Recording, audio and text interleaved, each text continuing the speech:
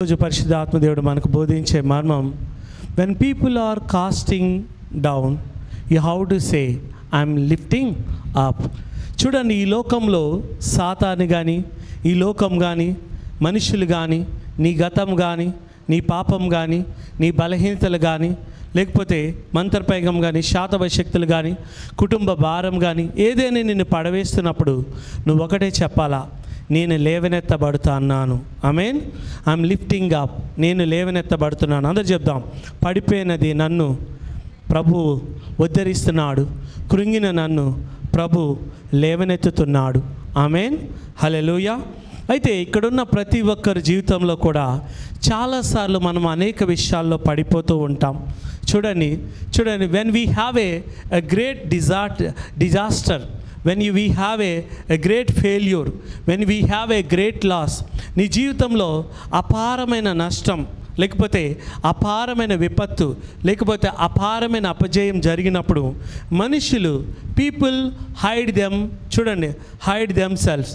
జనాలు ఏం చేస్తారు? వాళ్ళు దాక్కుంటారు. ఇక్కడున్న ప్రతి ఒక్కరు చాలామంది ఆత్మీయ జీవితంలో మధ్య మార్గంలో వెళుతున్నప్పుడు ఏం జరుగుతుందో తెలుసా? చూడండి, నీ జీవితంలో గొప్ప అపార నష్టం జరిగినప్పుడు, నీ జీవితంలో గొప్ప విపత్తు జరిగినప్పుడు, నీ జీవితంలో గొప్ప అపజయం జరిగినప్పుడు ఏం చేస్తావు తెలుసా? ఇంకా మనుషులు కనపడకూడదని దాక్కోవడానికి వెళ్తావు.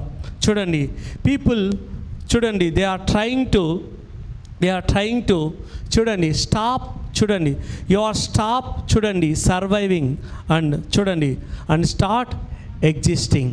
ఆమేన్. జీవించడం మానేసి ఇంకా ఏదో బతికేస్తున్నాంలే అనే పరిస్థితికి నువ్వు వచ్చేస్తావు. ఎంతమందికి అర్థమవుతుంది? అవునా కదా? చూడండి, ఒక్కసారి జీవితంలో ఫెయిల్ అయిపోతే, చూడండి, ఒకే తప్పు ఒకే పాపం 10-20 సంవత్సరాలకి నీకు నచ్చినట్టు చేస్తున్నావు అనుకో, నీకు కాన్ఫిడెన్స్ లెవెల్స్ తగ్గిపోతాయి. ఫియర్, గిల్ట్, కండెమినేషన్లోకి నువ్వు వెళ్ళిపోతావు. నువ్వు ఖండించుకుంటావు. నీలో కాన్ఫిడెన్స్ లెవెల్స్ తగ్గిపోతాయి.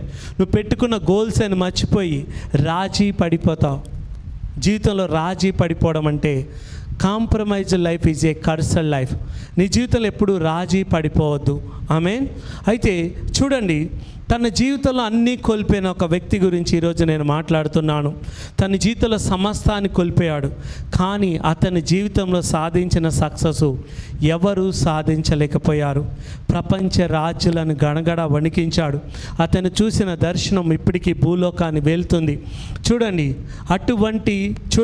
అటువంటి వ్యక్తి ఒక్కడు భూమి మీద పుట్టినా చాలని దేవుడు కోరుకుంటాడు.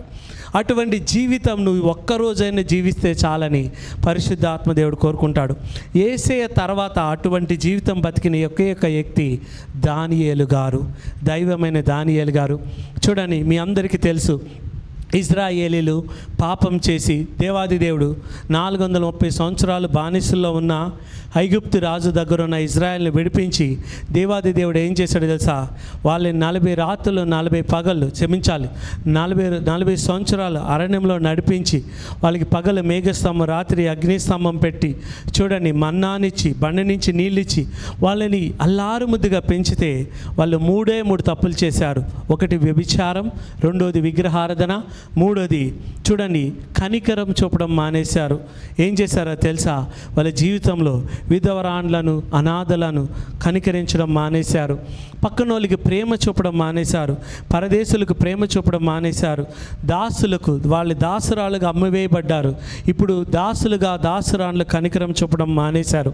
ఇంకా దేవుడు కోపం వచ్చి బబులోను రాజుకి 70 సంవత్సరాలకి 25% మంది ఇశ్రాయేల్ వారిని బబులోని కొనిపోయాడు. అవునా కదా? అయితే ఏ పాపం చేశాడు? ఏ తప్పు చేశాడు? ఏ తప్పు చేయలేదండి. తన చిన్ననాటి నుంచి ధర్మశాస్త్ర పదాజ్ఞలు పాటిస్తున్నాడు. నిష్ఠగా ఉన్నాడు దానియేలు. అతనికి 15 సంవత్సరాలు ఉన్నప్పుడు బబులోను రాజు ఇజ్రాయేల్ మీదకి దండెత్తి వచ్చి ఏం చేశాడు? ఈ ఇజ్రాయేల్లో ఉన్న లోపం లేని వారిని, విద్యలో గొప్పలైన వారిని, యూదా వంశస్థుల్లో మంచి వారిని తీసుకుని వెళ్ళిపోయి దానియేలు యొక్క తల్లిదండ్రులను చంపేసి, దానియేలుకున్న దేశాన్ని తీసివేసి, దానియేలుకున్న పేరును కూడా తీసివేసి, దానియేలుకున్న మతాన్ని తీసివేసి, దానియేలుకున్న ఇల్లుని తీసివేసి, నీకు కలిగిన ప్రతిదీ నీకు తీసివేస్తే నీకు ఎలా అనిపిస్తుంది? యోబు కంటే ఘోరమైన కష్టం గుండా వెళ్ళాడండి. దానియేలుకున్న మగతత్వాన్ని, మగసిరితనాన్ని కూడా తీసేశారండి. నపుంసకుడిని చేసేశారు. ఆయన ఒక్కసారిని దేవుడి మీద అతను కోపం వచ్చిందా? రాలా. హల్లెలూయా. వచ్చిందా? రాలేదు. తన దేశాన్ని తీశారు, తల్లిదండ్రులు తీసేశారు, ఇంటి పేరు తీసేశారు, దేవుడిని తీసేశారు, చదువుని తీసేశారు. యూదా మతాన్ని చదువుకోవడానికి లేదు, కల్దీల మతం చదువుకోవాల్సి వచ్చింది. అటువంటి వ్యక్తి చుట్టూ పరిస్థితులు మార్చిన అతను మారని వ్యక్తి. అంతేకాదు, అతని దేవుని మీద ఆధారపడి చుట్టూ ఉన్న పరిస్థితిని మార్చేసి మళ్ళా ఇజ్రాయేలు తిరిగి వెళ్ళడానికి, ఇర్మియా ప్రవచించిన ప్రవచనం నెరవేర్చడానికి చూడండి భూలోకాన్ని తలకిందులు చేసే దర్శనాలు, అద్భుతాలు చేశాడు. బతికితే దానియేలుగా బతుకు, లేకపోతే ఈ మాట అంటే నాకు ఇష్టం లేదు, చచ్చిపో. హల్లెలూయా.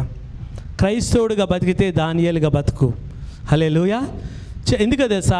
లూక్వారం కిష్క అంటే వెచ్చగానైనాను చల్లగానైనా బతకకు. నా జీవితంలో నాకు దేవాది దేవుడు దానియేలు అని పేరు పెట్టాడు. యోసేపు, దానియేలు, ఈ రెండు పేర్లే నా జీవితాన్ని నన్ను నడిపించినాయి. యోసేపు అన్న, దానియేలు అన్న, they are type of Jesus. యేసయ్యని మనం బైబిల్లో పోల్చాలంటే యోసేపుతో, దానియేలుతో మాత్రమే మనం ఎక్కువ పోల్చగలం. ఎందుకంటే వాళ్ళు జీవించిన జీవితం అటువంటి జీవితం. ఆమేన్. ఈరోజు నీ జీవితంలో ఒకటి గుర్తుపెట్టుకో, అలిసిపోయావా? రాజీ పడిపోతున్నావా? చూడండి కొన్నిసార్లు you are tired of too. చూడండి, నువ్వు కొన్నిసార్లు అలిసిపోతావు. సహించాలి, భరించాలి. కాబట్టి కొన్ని విషయాల్లో నువ్వు సహించాల్సిన పని లేదు, భరించాల్సిన పని లేదు.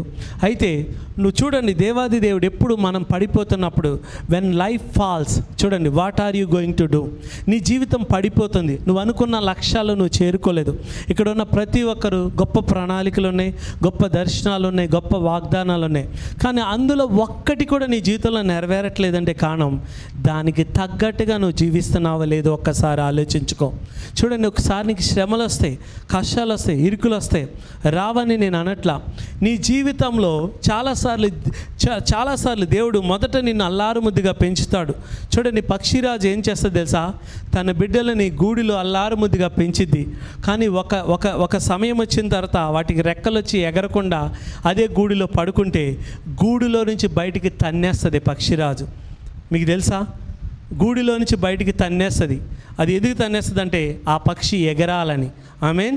అలాగే నిన్ను 10-20 సంవత్సరాలు దేవుడు అల్లారు ముద్దుగా పెంచిన తర్వాత ఇంకా నువ్వు వినట్లేదనుకో, నిన్ను దేవుడు కొట్టడం మొదలెడతాడు, నలగొట్టడం మొదలెడతాడు. పక్షిరాజు గూడిలోంచి బిడ్డను తన్నేసినట్టుగా తన్నేస్తాడు. నువ్వు ఎగరాలని, నువ్వు అభిషేకంతో నిలబడాలని, నువ్వు దెయ్యాలను వెళ్ళగొట్టాలని, నువ్వు రోగులు స్వస్థపరచాలని, నువ్వు మృతులను లేపాలని దేవుడు ఆశపడతాడు. అది నువ్వు చేయనంత కాలం నువ్వు ఓడిపోయిన బతుకుతావు. ఆమేన్. నీ జీవితంలో ఒక్కసారైనా యేసేలాగా బతికావా? నీ జీవితంలో ఒక్కసారైనా యోసేపులాగా బతికావా? నీ జీవితంలో ఒక్కసారైనా దానియేలులాగా బతికావా? నీ జీవితంలో ఒక్కసారైనా దావీదు మహారాజులాగా ఆరాధన చేసావా? నీ జీవితంలో ఒక్కసారైనా అబ్రహాములాగా దేవుడిని వెంబడించగలిగావా? ఒకసారి నీ హృదయాన్ని పరీక్షించుకో. ఒకవేళ లేకపోతే నీ జీవితం పడిపోతుందని అర్థం. ఆమేన్. హల్లెలూయా. చూద్దాం. హల్లెలూయా. ఎంతమందికి అర్థమవుతుంది? ఈరోజు దేవుడు నీతో మాట్లాడాలనుకుంటున్నాడు. ఈరోజు నీకున్న సమస్యలు, నువ్వు ఓడిపోవడానికి, నువ్వు పడిపోవడానికి, అపార నష్టం చూడడానికి, అపజయాలు చూడడానికి కారణం నీలో ఉన్న ప్రాచీన పురుషుడు, ప్రాచీన స్వభావం, ప్రాచీన క్రియలు. ఈ 3 నువ్వు పడిపోవడానికి కారణం. రెండోది, ఈ పడిపోయిన లోకంలో నువ్వు ఉన్నావు కాబట్టి ఈ పడిపోయిన లోకం నిత్యం నిన్ను పడగొట్టడానికి ప్రయత్నిస్తుంది. దానివల్ల this world is corrupted, this world is broken. ఈ లోకము ముక్కలైపోయింది. ఈ లోకంలో ప్రతి వ్యవస్థ పాడైపోయింది కాబట్టి అది నిన్ను పడగొట్టాలనుకుంటుంది. కానీ నువ్వు లోకాన్ని స్నేహిస్తే నువ్వు పడిపోతావు. ఫేస్బుక్లో, ఇన్స్టాగ్రామ్లో, మెసెంజర్లో, వాట్సాప్లో 24 గంటలు ఉన్నవా, రోజుకి నీ బతుకు దిగజారిపోతుంది. జాగ్రత్త. ఒకరోజు నువ్వు ఏడ్చినా ఉపయోగం ఉండదు.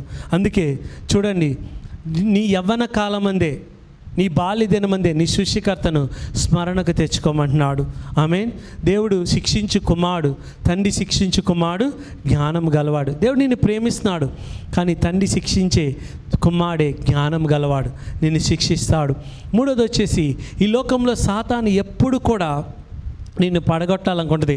నువ్వు కనుక ఉదయం లేచి బైబిల్ చదవకుండా, ప్రార్థన చేయకుండా, అసలు నీ ఇష్టానుసారంగా ఫోన్లోకి వెళ్ళిపోతావు, ఇష్టానుసారమైన బతుకుతున్నప్పుడు నువ్వు వేసుకున్న ప్లాన్లు, నువ్వు వేసుకున్న చదువు, నువ్వు వేసుకున్న ప్రణాళికలు అన్నీ ఫెయిల్ చేసేస్తాడు వాడు. ఎందుకంటే దేవుడికి లోబడి అపవాదిని ఎదిరించడు, వాడు మీ ఎద్ద నుంచి పారిపోతాడు. మనం దేవుడికి లోబడకుండా అపవాదిని ఎంత ఎదిరించినా వాడు మనం తల మీద నెత్తినెక్కిన కూర్చుంటాడు, కానీ పాదాల కిందకి రానే రాడు. మూడోది వచ్చేసి చూడండి, దేవుడు నిన్ను నల్లగొట్టేస్తాడు. ఈరోజు కొన్నిసార్లు దేవుడు నీకు వచ్చే సమస్యలు నీకు ఏం బోధిస్తున్నాయి? నీకు వచ్చే సమస్య నువ్వెవరో నీకు చెప్తుందా? నీకు వచ్చే సమస్య నీకేం బోధిస్తుంది? నీకు వచ్చే సమస్య నిన్ను ఎక్కడికి నడిపిస్తుంది? నీలో ఉన్న సమస్యలు, నీలో ఉన్నవాడు గొప్పవాడు, వాటిని జయించగలడని చెప్తున్నాయా? లేకపోతే నీలో ఉన్న సమస్యలతో నువ్వు సతమతమై ఓడిపోతున్నావా? జాగ్రత్త. ఎందుకు ఈరోజు దేవుడు చెప్తున్నాడంటే, మనకంటే భయంకరమైన కష్టాలు అనుభవించారండి. చెయ్యని తప్పండి. ఇజ్రాయెల్ చేసిన జారత్వం, కాముకత్వం, వ్యభిచారం, విగ్రహారాధన, ఇతరులకు, ద్విధరాన్లకు, చూడండి, తల్లిదండ్రులు లేని వారికి, లేకపోతే పరదేశులకు, దాసులు, దాసరాన్లకు ఇజ్రాయేలీలు, యూదులు కనికరం చూపనందుకు దేవాది దేవుడు బబులోను రాజుకి చూడండి ఇజ్రాయెల్ని ఏం చేశాడు? బానిసలుగా అప్పగించేశాడు. ఏ తప్పు చేయలేదండి దానియేలు. 15 సంవత్సరాల నుంచి 90 సంవత్సరాలు ఆయన బతికాడు. చిన్నప్పుడు అతన్ని బానిసగా పట్టుకెళ్ళిపోయారు, తల్లిదండ్రులను చంపేశారు, తన ఇంటిని తీసేశారు, తన ఇంటి పేరుని తీసేశారు, తన దేశాన్ని తీసేశారు, తన చదువుని తీసేశారు, తన బాల్యత్వాన్ని తీసేశారు, తన మగత్వాన్ని కూడా తీసేశారండి. మగసిరి గలవాడు, అతన్ని నపుంసకుడిని చేసేశారండి. దేవుడి దేవాలయంకి వెళ్లకుండా లాస్ట్కి తన చదువుకునే యూదా మతపు చదువు చదవకుండా కల్దీలు చదువుకునేటట్టు చేశాడు. ఇన్ని చేసిన అతనికి దేవుడి మీద కోపం రాలేదు. ఇన్ని చేసిన తన రాజుల మీద అతనికి కోపం రాలేదు. ఇన్ని చేసిన తన ప్రవక్తల మీద తన కోపం రాలేదు. ఇన్ని చేసిన శత్రువుల మీద తన కోపం రాలేదు. అతని దేవుడి దగ్గరికి వెళ్ళి ఇది ఎందుకు జరిగిందని తెలుసుకున్నాడు, తన్ను తాను తగ్గించుకున్నాడు, దేవుడికి అతను సంపూర్ణంగా లోబడ్డాడు. చూడండి నీ జీవితంలో you are always struggling with God. చూడండి, how to win the battle of struggling with God by complete surrendering. ఏదో ఆ నామకార్థంగా ఒక 5 నిమిషాలు బైబిల్ చదివితే ఉపయోగం ఉండదు. నా జీవితంలో చాలామంది చూసే ఎంతో శాతబడి శక్తులు, భయంకరమైన శక్తులను విడిపించిన తర్వాత వాళ్ళు విచ్చలివిడిగా జీవితాన్ని జీవించడం నేను చూశాను. దేవుడు వాళ్ళని క్యాన్సర్ నుంచి స్వస్థపరిచిన తర్వాత, ఎయిడ్స్ నుంచి స్వస్థపరిచిన తర్వాత, కుటుంబం నుంచి అప్పులు తీసిన తర్వాత విచ్చలివిడిగా జీవించడం మొదలుపెట్టారు. దేవుడికి కృతజ్ఞతగా జీవించలేదండి. దీనివల్ల దేవుడికి ఏం నష్టం ఉండదు, నువ్వు ఇంకా నష్టపోతావు. యేసే అంటాడు చూడండి, గుడ్డివాడి కన్ను తెలిసిన తర్వాత, వ్యభిచారిని స్వస్థపరిచిన తర్వాత ఒకటే అంటాడు, చూడండి నీకు ఇంకా కీడు కలగకుండానట్టు ఇంకా పాపం చేయకు అంటాడు. హల్లెలూయా. ఎంతమందికి అర్థమవుతుంది? బతికితే దానియేలులాగా బతుకు, లేకపోతే ఈ మాట అంటే నాకు ఇష్టం లేదు, చచ్చిపో. హల్లెలూయా. ఎందుకనంటే నేను రోషం కలిగిన క్రైస్తవుడుగానే బతకాలని వచ్చాను. హల్లెలూయా. రోషం లేని క్రైస్తవులు నాతో జీవించలేరు, నాతో నడవలేరు. హల్లెలూయా. ఎంతమందికి అర్థమవుతుంది? హల్లెలూయా. ఎంతమందికి అర్థమవుతుంది? అందుకే ఏలియా రోషం గలవాడు కాబట్టి దేవుడికి ఇష్టం. దానియేలు రోషం గలవాడు. చూడండి, షడ్రక్ మేషక్ అబేద్నెగో రోషం గలవారు. యేసే నీ కోసం చచ్చిపోయాడు, పరలోకం దిగి వచ్చాడు. కానీ నువ్వు దేవుడి దగ్గర రావడానికి చాలామంది ఏమంటారు? చర్చి దూరం అండి, లేకపోతే ఎన్ని సాకులు చెప్తారు, అన్ని సాకులు చెప్తారు క్రైస్తవులు. చూడండి, క్రైస్తవులు తినంగా ఉంటే అన్యులు మనల్ని ఎందుకు వెళ్తారండి? క్రైస్తవులు తినంగా లేరు కాబట్టి అన్యులు మనల్ని వెళ్తున్నారు. ఆమేన్. హల్లెలూయా. ఎంతమందికి అర్థమవుతుంది? అయితే ఈరోజు దేవుడు నీతో మాట్లాడాలనుకుంటున్నాడు. ఈరోజు నీ పరిస్థితులన్నింటినీ కదిలించేస్తాడు, నీ చుట్టూ ఉన్న వాటిని పీకేస్తాడు దేవుడు. తను అనుకున్న దాని దగ్గరికి నేను తీసుకెళ్ళడానికి. నువ్వు కొద్ది రోజులు ఇంకా మాట వినట్లేదు అనుకో, నిన్ను ఎలా నల్లగొట్టాలో దేవుడికి తెలుసు. అందుకే ఒకటే సరెండర్ అయిపో, వంగిపో. ప్రభువా నన్ను క్షమించని దేవుడి దగ్గరికి వచ్చినప్పుడు దేవుడు తన చిత్తాన్ని నీ జీవితంలో నెరవేరుస్తాడు. హల్లెలూయా. సరే వెళ్దాం, దానియేలు గ్రంథానికి వెళ్దాం. దానియేలు గ్రంథము. హల్లెలూయా. దానియేలు గ్రంథం. నామకార్థ క్రైస్తవులుగా అయితే జీవించకు, బతికితే వాచ్మ్యాన్ నీలాగా బతుకు. ద నార్మల్ క్రిస్టియన్ లైఫ్ అనే ఒక బుక్ ఉంటుందండి, వాచ్మ్యాన్ నీ గారిది. అసలు క్రైస్తవుల స్టాండర్డ్ ఏంటో అందులో రాయబడి ఉంటుంది. మనది క్రైస్తవుల స్టాండర్డే కాదు, అసలు ఆ దరిదాపుల్లోనేమో శిష్యులను చెప్పుకోవడానికి అర్హత కూడా మనకి లేదు. హల్లెలూయా. చూద్దాం. దానియేలు గ్రంథం 1వ అధ్యాయం 1 నుంచి చదువుతున్నాను. ఈరోజు చూడండి, ఇటువంటి క్రైస్తవ సమాజంలో ఉన్నందుకు నేను సిగ్గుపడుతున్నాను. నేనైతే ఇలా బతకాలనుకోవట్లేదు. నేను రోషం గల క్రైస్తవుడుగానే బతకాలనుకుంటున్నాను. హల్లెలూయా. నాకు అన్యులంటే చాలా ఇష్టం అండి. హిందువులు ఎందుకో తెలుసా, వాళ్ళు ఏదైనా ఒకటే పట్టుకుంటారు, రెండు పట్టుకోరు. హిందువులు మీరు చూడండి, హిందువులు వాళ్ళు పర్ఫెక్ట్ ఉంటారు తెలుసా. నువ్వు పర్ఫెక్ట్ హిందువులు క్రిస్టియన్స్లోకి వచ్చేస్తారు, దేవుడిని నమ్ముకుంటారు. హల్లెలూయా. ఎక్కువ క్రైస్తవ మతంలో ఉన్నది వేషధారణ, భక్తిహీనత, నామకార్థ క్రైస్తవ్యం. ఇవి ఉన్నంతకాలం దేవుడు వేశ్యలను క్షమిస్తాడు, వేషధారులను క్షమించలేడు. ఆమేన్. ఎందుకంటే వాళ్ళు నటిస్తారు కాబట్టి. ఎంతమందికి అర్థమవుతుంది? హల్లెలూయా. ఎందుకు ఈ మాటలు చెప్తానంటే, దేవుడు కొన్నిసార్లు నీ జీవితంలో కొన్ని తీసేస్తాడు. హల్లెలూయా. ఇంకా 5 సంవత్సరాల్లో యేసయ్య వచ్చేస్తున్నాడు. అందుకని దేవుడు ఈ వాక్యం మీకు చెప్పాలని ఆశపడుతున్నాడు. దానియేలు గ్రంథం 1వ అధ్యాయం 1వ వచనం నుంచి నేను చదువుతున్నాను. దానియేలు చాప్టర్ 1 ఫ్రమ్ వర్స్ చూడండి 1 నుంచి. యూదా రాజుకు యెహోయాకీము ఏలుబడిలో 3వ సంవత్సరాన బబులోను రాజుకు నెబుకద్నెజరు యెరూషలేము మీదకి వచ్చి దాన్ని ముట్టడి వేయగా, చూడండి, యూదా రాజుకు యెహోయాకీము ఏలుబడిలో 3వ సంవత్సరమున బబులోను రాజుకు నెబుకద్నెజరు యెరూషలేము మీదకి వచ్చి దాన్ని ముట్టడి వేయగా, ప్రభువు యూదా రాజుకు యెహోయాకీము దేవుని మందిరంలోని శేషించిన ఉపకరణములను ఆ రాజు చేతికి అప్పగించను గనుక అతడు ఆ వస్తువులను సీనారు దేశంలోని తన దేవతాలయం తీసుకుని పోయి తన దేవతాలయపు బొక్కసములో ఉంచెను. ఇక్కడ చూడండి, యూదులు పాపం చేయడం వల్ల సొలొమోను మందిరాన్ని దేవుడు తీసివేసి సొలొమోను మందిరంలో ఉన్న బంగారం వెండి ఎక్కడ పెట్టాడు? షీనారు దేశంలోని తన దేవతాలయంలో తీసుకుని పోయి ఒక అన్య విగ్రహారాధన కలిగిన దేవతాలయంలో సొలొమోను మందిరపు ఉపకరణాలు పెట్టాడు. దేవుడు ఏం చేస్తాడు? అలిసిపోయాడు, సొమ్మసిల్లిపోయాడు. రాజు అష్పెనజాను తన నపుంసకుల అధిపతిని పిలిపించి, నెబుకద్నెజరు రాజు ఒక నపుంసకుల అధిపతిని పిలిపించి అతనికి ఇలాగ ఆజ్ఞాపించును, ఇజ్రాయేల్ రాజవంశంలో ఇజ్రాయేల్ వంశంలో చూడండి, ముఖ్యులైన లోపం లేని సౌందర్యము, సకల విద్యా ప్రావీణ్యత, జ్ఞానం కలిగి తత్వజ్ఞానం తెలిసిన వారే రాజనగరనందు నిలవదగిన కొందరు బాలులను రప్పించి కల్దీల విద్యను భాషను వారికి నేర్పము అని చెప్పాను. హల్లెలూయా. ఇక్కడ చూడండి, ఏ పాపం చేయని వ్యక్తిని జీవితంలో అన్నీ తీసేశారండి, కానీ నపుంసకుడిని చేసేశారు, మగత్వాన్ని తీసేశారు. కానీ ఏ రోజు దేవుడి మీద కోపం లేదు. నీకు కోపం రావచ్చు. ఇప్పుడు దానియేలు కూడా ఫస్ట్ కొంచెం కోపం రావచ్చు. నేను ప్రార్థిస్తున్నాను, ప్రభా నేను ఒకటే అంటున్నాను, నాకు బైబిల్ చదవాలనిపించట్లేదు, నాకు బైబిల్ చదవాలనిపించట్లా, ప్రార్థన చేయాలనిపించట్లేదు, యేసయ్యా నిన్ను వెంబడించాలని కూడా నాకు అనిపించట్లేదు. ఎందుకంటే యథార్థంగా, నీతిగా, న్యాయంగా నేను నా కుమార్తె బతుకుతుంటే ఎన్ని బాధలు కష్టాలు పెడుతున్నారు ఈ మనుషులు. నువ్వు మమ్మల్ని లేవనెత్త పెట్టకుండా మమ్మల్ని వాడుకోనప్పుడు, నామకార్థ క్రైస్తువులు, వేషధారణ, భక్తిహీనులు, అపవాది వాడుకుంటున్నప్పుడు మేము ఎందుకు సేవ చేయాలి అని నేను దేవుడిని అడుగుతున్నాను. హల్లెలూయా. నేను దేవుడు ప్రార్థిస్తున్నా, అసలు నాకు సేవ కూడా చేయాలనిపించట్లేదు యేసయ్యా అని నేను దేవుడితో మాట్లాడుతున్నా అని మాట్లాడి నా ఫీలింగ్స్, నాకు దేవుడి మీద కోపం ఉంది. నేను చెప్పాను, యేసయ్యా నీ మీద నాకు కోపం ఉంది, నా మీద నాకు కోపం ఉంది, సంఘం మీద కూడా నాకు కోపం ఉంది ప్రభా. నేను ఉన్నట్టు చెప్పేశాను. చెప్పి నాకు ఇలా అనిపిస్తుంది, ఎందుకంటే నాకు విసుగు వస్తుంది. చూడండి, దొంగ బోధలు చేస్తూ, అబద్ధ బోధలు చేస్తూ, ఇష్టానుసారంగా బతికేవాళ్ళేమో సర్వవై బాగానే అవుతున్నారు. నీకోసం నీతిగా, పరిశుద్ధంగా, నీకు నచ్చినట్టుగా బతుకుతున్న మేమెందుకు ఇన్ని కష్టాలు పడాలి? బిజినెస్లు చేసుకుంటూ, జాబులు చేసుకుంటున్న వాళ్ళు ఎందుకు సక్సెస్ అవ్వాలి? అలాంటప్పుడు మేము సేవ చేయడం వ్యర్థమే కదా ప్రభా.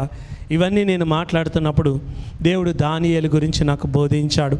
కొన్నిసార్లు దేవుడు నువ్వు రైట్ మార్గంలో నువ్వు మంచి చేస్తున్నా కూడా దేవుడు నేను శిక్షిస్తాడు. దానియేలు మంచి చేస్తున్నా దేవుడు శిక్షిస్తూనే ఉన్నాడు. అలాగే యోసేపు మంచి చేసుకుంటూ వెళ్తున్నా దేవుడు శిక్షిస్తూనే ఉన్నాడు. ఈరోజు నువ్వు లోబడాలా. మన జీవితంలో ప్రతిరోజు కూడా we have a struggle with God in our finances. ఆర్థికపరమైన విషయాల్లో దేవుడితో మనకు పోరాటం జరుగుతుంది. సంబంధాల విషయంలో దేవుడితో మనకు పోరాటం జరుగుతుంది. పరిశుద్ధత, నీతి విషయంలో దేవుడితో మనకు పోరాటం జరుగుతుంది. సమయం, ధనం, ప్రయత్నం, అవకాశాలు, వరాలు చాలు. దేవుడికి వాడే విషయంలో మనకు పోరాటం జరుగుతుంది. మనం పడిపోయిన శరీరంలో ఉన్నాము కాబట్టి ప్రతిరోజు అపవాది మనతో పోరాడుతూనే ఉంటుంది. చూడండి, ఇక్కడ అన్నీ తీసివేశాడు దేవుడు, అన్నీ కదిలించేసి దానియేలుకి అన్నీ తీసేశాడు. కానీ అన్నీ మారినా దానియేలు మాత్రం మారలేదు. నీ జీవితంలో ఒక్కట మారితే నువ్వు మారిపోతావు. ఒక్కటి సౌకర్యంగా లేకపోతే నువ్వు మారిపోతావు. ఒక్క బాధ వచ్చిందంటే నువ్వు బైబిల్ చదవు. ఒక కష్టం వచ్చిందంటే నువ్వు ప్రార్థన చేయవు. కొంచెం దూరం అయితే చర్చికి రావు. అది ఒక ప్రియురాల కోసం అయితే 100 కిలోమీటర్లు వెళ్ళిపోతారు.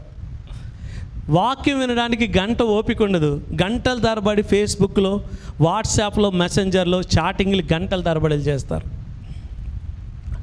దేవుడిని నువ్వు గాయపరుస్తున్నావు, పరిశుద్ధాత్మ దేవుడిని దుఃఖపరుస్తున్నావు. కొన్ని రోజుల తర్వాత దేవుడు ఏం చేస్తాడు తెలుసా? నువ్వు పరలోకానికి వెళ్తావు, నీకు ఇచ్చిన వరం ఏం చేస్తావు అంటే నవ్వుతావు. నీకు అక్కడ ఇల్లు ఉండదు, ఏముండదు, చెట్ల కింద బతకాలి.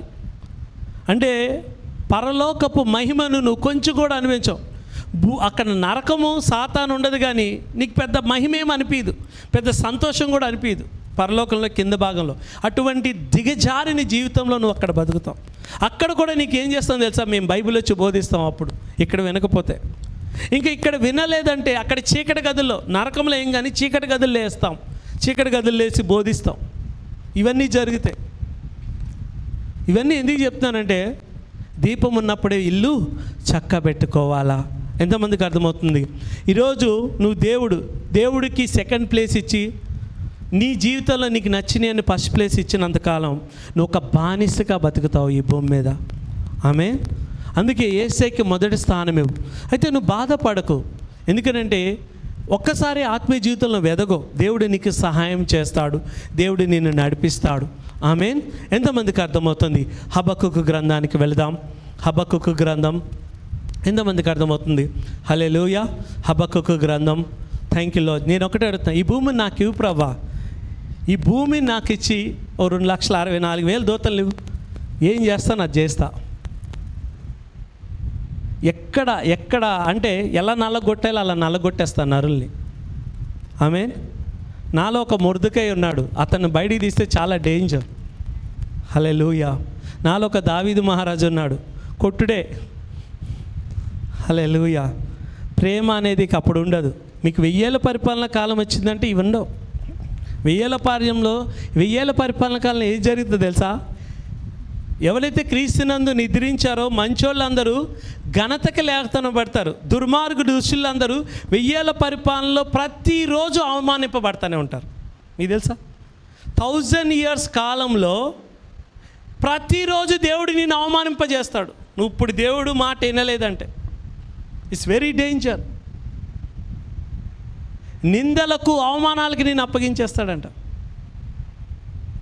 ఎంత డేంజరో చూడండి. మరి ఎందుకు ఇదంతా చెప్తున్నాడంటే దేవుడు చాలా అవకాశాలు ఇచ్చినప్పుడు మనం పరిశుద్ధాత్మ దేవుని దుఃఖపరచొద్దు. దేవుడు కృప ఉంది, కనికరం ఉంది, కాదంట్లా. కానీ ఆయన మనం బాధ పెట్టొద్దు. హల్లెలూయా. హబక్కుకు గ్రంథానికి వెళదాం. Thank you Lord Jesus. హబక్కుకు గ్రంథానికి వెళ్దాం. హబక్కుకు గ్రంథం 3వ అధ్యాయం. చూడండి, ఇజ్రాయేలీల్లో ఇర్మియా గారు కానీ, ఎజికేల్ గారు కానీ, జపన్యా గారు కానీ, ఒబద్యా కానీ, హగ్గై కానీ చెప్పి విసిగిపోయారు. ఇంకా దేవుడు బబులోను రాజుకి అప్పగించేశాడు. చాలాసార్లు దేవుడు ఏం చేస్తాడు తెలుసా? నీకు చెప్పి విసిగిపోయినప్పుడు దేవుడు అపవాది చేతికి నల్లగొట్టడానికి నిన్ను అప్పగించేస్తాడు. అక్కడ వరకు నువ్వు వెళ్ళకూడదని నేను కోరుకుంటున్నాను. హల్లెలూయా. హల్లెలూయా. ఎంతమందికి అర్థమవుతుంది? హల్లెలూయా. హబక్కుకు గ్రంథంకి ఒకసారి వెళ్దాం. హబక్కుకు గ్రంథం చూడండి. హబక్కుకు గ్రంథం 3వ అధ్యాయం 2వ అధ్యాయం 17వ వచనం. హబక్కుకు గ్రంథం చూడండి, కింద నుంచి చదువుతున్నాను. హబక్కుకు ఆ కాలం వాడే ప్రవచిస్తున్నాడు. హబక్కు గ్రంథంలో మనం చూస్తే 2వ అధ్యాయం 15వ వచనం చదువుతున్నాను. చూడండి, 14 నుంచి చదువుతున్నాను. బీదలను రహస్యంగా మింగివేయాలని ఉప్పొంగుచు నన్ను పొడిచుటకై. చూడండి, బీదలను రహస్యంగా మింగివేయాలని ఉప్పొంగుచు నన్ను పొడిచుటకై తుఫాను వలె వచ్చే యోధుల తలల్లో రాజు యొక్క ఈటలు నాటుచున్నవి. చూడండి, బీదలను రహస్యంగా మింగివేయాలని ఉప్పొంగుచున్ను నన్ను పొడుచుటకై తుఫాను వలె వచ్చి యోధుల తలల్లో రాజు యొక్క ఈటలు నాటుచున్నవి. అంటే మనం అనుకుంటాం దుర్మార్గుడు ఇంకా దుర్మార్గుడు పేటరేగిపోతున్నాడు అనుకుంటాం. దేవుని యొక్క ఈటలు, దేవుని యొక్క ఖడ్గాలు అతని యొక్క తలలో దూరిపోతాయంట. ఆమేన్. చూడండి, నీవు సముద్రం తొక్కుచు సంచరించుచున్నావు, నీ గుర్రములు మహాసముద్ర జలరాశులను తొక్కును. నేను వినగా జనుల మీదకు వచ్చి వారు సమీపించే వరకు నేను ఊరుకుని శ్రమదినం కొరకు కనిపెట్టుకొనవలసి ఉన్నది. చూడండి, నేను వినగా జనముల మీదకు వచ్చి వారు సమీపించే వరకు నేను ఊరుకుని శ్రమదినం కొరకు కనిపెట్టుకొనవలసి వచ్చింది. నా అంతరంగము కలవరపడుచున్నది, ఆ శబ్దమునకు నా పెదవులు కదులుచున్నవి, నా ఎముకలు కుళ్ళిపోచున్నవి, నా కాళ్ళు వణుకుచున్నవి. ఇక్కడ హబక్కుకి ఏ తప్పు చేయలేదు, కానీ శిక్ష అనుభవిస్తున్నాడు. ఈరోజు దేవుడు మరొకసారి ఆకాశాన్ని, భూమిని, సముద్రాన్ని, నేలని కంపింప చేయబోతున్నాడు. అది ఈ రోజు నుంచే మొదలవుతుంది. నీలో చెలించినవి ఏవైతే విశ్వాస, నిరీక్షణ, ప్రేమ, దేవుని ప్రణాళికలు నిల్చుంటాయి, ఏవైతే ఇంక నిన్ను ఇబ్బంది పెడుతున్నాయో వాటన్నిటిని దొల్లగొట్టేయబోతున్నాడు దేవుడు. నీ జీవితంలోంచి వేరుతో సహా వాటిని తొలగించబోతున్నాడు. ఆమేన్. అయితే అంజూరపు చెట్లు పూయకుండెనను, ఇక్కడ అంజూరపు చెట్లు పూయకుండెనను, ద్రాక్ష చెట్లు ఫలించకపోయినను. ఇక్కడ ఏం లేకపోయినా మాట్లాడుతున్నాడు. అంజూరపు చెట్లు పూయకుండాను, ద్రాక్ష చెట్లు ఫలించకపోయినాను, ఒలివ చెట్లు కాపు లేక ఉండెనను, చేనులో పైరు పంటకు రాకపోయినాను, గొర్రెలో దొడ్డులు లేకపోయినాను, పశువుల్లో పశువులు లేకపోయినాను. ఇక్కడ ఏ ఆశీర్వాదం లేదు, ఎందుకంటే దేవుడు మొత్తాన్ని తీసివేశాడు ఇజ్రాయెల్ చేసిన పాపం బట్టి. కొన్నిసార్లు దేవుడు ఏం చేస్తాడు తెలుసా? ఆకాశాన్ని, భూమిని, సముద్రాన్ని, నేలను కంపింపజేస్తాడు. అన్ని జనులను కంపింపచేసి అన్ని జనుల ఇష్టవస్తులు తీసుకొచ్చి కడవరి సంఘం మహిమ, ముందరి సంఘం మహిమ కంటే మించున్నట్టు అధిక మహిమతో నేను నింపుతాడు. కానీ అదే దేవుడు ఇంకోటి చేస్తాడు తెలుసా? మీరు చూడండి, మీరు చూస్తే ఈ వాక్యం ఇక్కడ పెట్టి ఒకసారి హెబ్రీల గ్రంథానికి వెళదాం. హెబ్రీల రాసిన పత్రిక వెళదాం. చాలాసార్లు మనం చేసిన పొరపాట్ల వల్లే మన జీవితంలో గొప్ప ప్రణాళికలు, గొప్ప దర్శనాలు, గొప్ప వాగ్దానాలు, గొప్ప పిలుపుని కోల్పోతామండి. సౌలు అలాగే కోల్పోయాడు, దావీదు మహారాజు దాన్ని కోల్పోలేదు. ఆమేన్. హెబ్రీల రాసిన పత్రిక 12వ అధ్యాయము చూడండి. హెబ్రీల రాసిన పత్రిక 12వ అధ్యాయము 24వ వచనం చదువుతున్నాం. అందుకే రోజు దేవుడు ఈ వాక్యంతో నువ్వు నలగొట్టుకోవాలి. ఒకవేళ ఈ వాక్యంతో నువ్వు నలగొట్టుకోవడం మానేసావా, దేవుడు నలగొట్టడం మొదలవుతుంది. ఆ లోపే నువ్వు వాక్యంతో ఏం చేసేలా? నలగొట్టేసుకోవాలా. ఆమేన్. నువ్వు వాక్యాన్ని వినాలా. చూడండి, నీకు నువ్వే జ్ఞానవంతుడు అనుకున్నావా, నువ్వు పడిపోతావు. జాగ్రత్త. చూడండి, హెబ్రీల రాసిన పత్రిక 12వ అధ్యాయము 24వ వచనం. హెబ్రీల రాసిన పత్రిక 12వ అధ్యాయం 24వ వచనం. కొత్త నిబంధనకు మధ్యవర్తి అయిన యేసునద్దకు హేబేలు కంటే మరి శ్రేష్ఠ పలుకులు ప్రోక్షణ. కొత్త నిబంధన మధ్యవర్తి అయిన యేసునద్దకు హేబేలు కంటే మరి శ్రేష్టముగా పలుకు ప్రోక్షణ రక్తమునకు మీరు వచ్చి ఉన్నారు. ఏబేలు కయ్యూని చంపేసినప్పుడు ఏబేలు కయ్యూని మీద నేరారోపణ చేస్తుంది, ఏబేలు రక్తం. కానీ యేసే రక్తం ఏమంటుంది తెలుసా? తండ్రి వీరు ఏం చేస్తున్నారు, వీరు ఎరుగరు కనుక వీళ్ళని క్షమించమంటుంది. దేవుడు ఇప్పుడు కూడా నీకు అవకాశం ఉంది, లేట్ అవ్వలేదు. ఇప్పుడైనా దేవుడికి నువ్వు లొంగిపో. ఇప్పుడైనా నువ్వు దేవుడికి వంగిపోయావా, దేవుడు తన చిత్తం నీ జీవితంలో నెరవేరుస్తాడు. లోతైన పశ్చాత్తాపంలోకి నువ్వు వెళ్ళలేదా, నువ్వు సఫర్ అయిపోతావు, ఓడిపోతావు, జీవితకాలం బానిసలాగా బతుకుతావు. ఆ బానిస బతకడం దేవుడికి ఇష్టం లేదు. ఒక రాజైన యాజకుడిగా, ఒక రాణిగా, ఓ మహారాజుగా బతకాలని దేవుడు కోరుకుంటున్నాడు. అది నువ్వు చేయాలనుకుంటే నువ్వు దేవుడికి వంగిపో. కంప్లీట్ సరెండర్ అనేది దేవుడికి ఇష్టము. చూద్దాం, మన వాక్య పరిచయలకు వెళ్దాం. అయితే మీకు చూడండి, మీకు బుద్ధి చెప్పుచున్న వారిని నిరాకరింపకున్నట్లు చూసుకోండి. ఈరోజు దేవుడు వాక్యం ద్వారా చెప్తున్నాడు, సమయానికి చర్చికి రండి, బైబిల్ చదవండి, ప్రార్థన చేయండి. 24 గంటలు దేవుడు మనల్ని అడగట్లేదు. ఉదయం లేచి ఒక హాఫ్ అన్ అవర్ ఇమ్మని మాత్రమే అడుగుతున్నాడు. సాయంత్రం ఒక హాఫ్ అన్ అవర్ మాత్రమే ఇమ్మంటున్నాడు.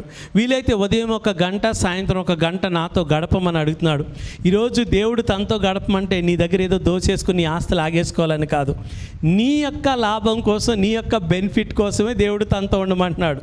అంతేగాని తనకేదో నువ్వు ఉంటే నీ వల్ల ఆయనకి లాభం వచ్చేస్తుంది అనుకోట్లా. ఆమేన్. నువ్వు దేవుడితో గడిపితే నీకు లాభం. ఎంతమందికి అర్థమవుతుంది? మీకు బుద్ధి చెప్పు వారిని నిరాకరింపుకున్నట్టు చూచుకోండి.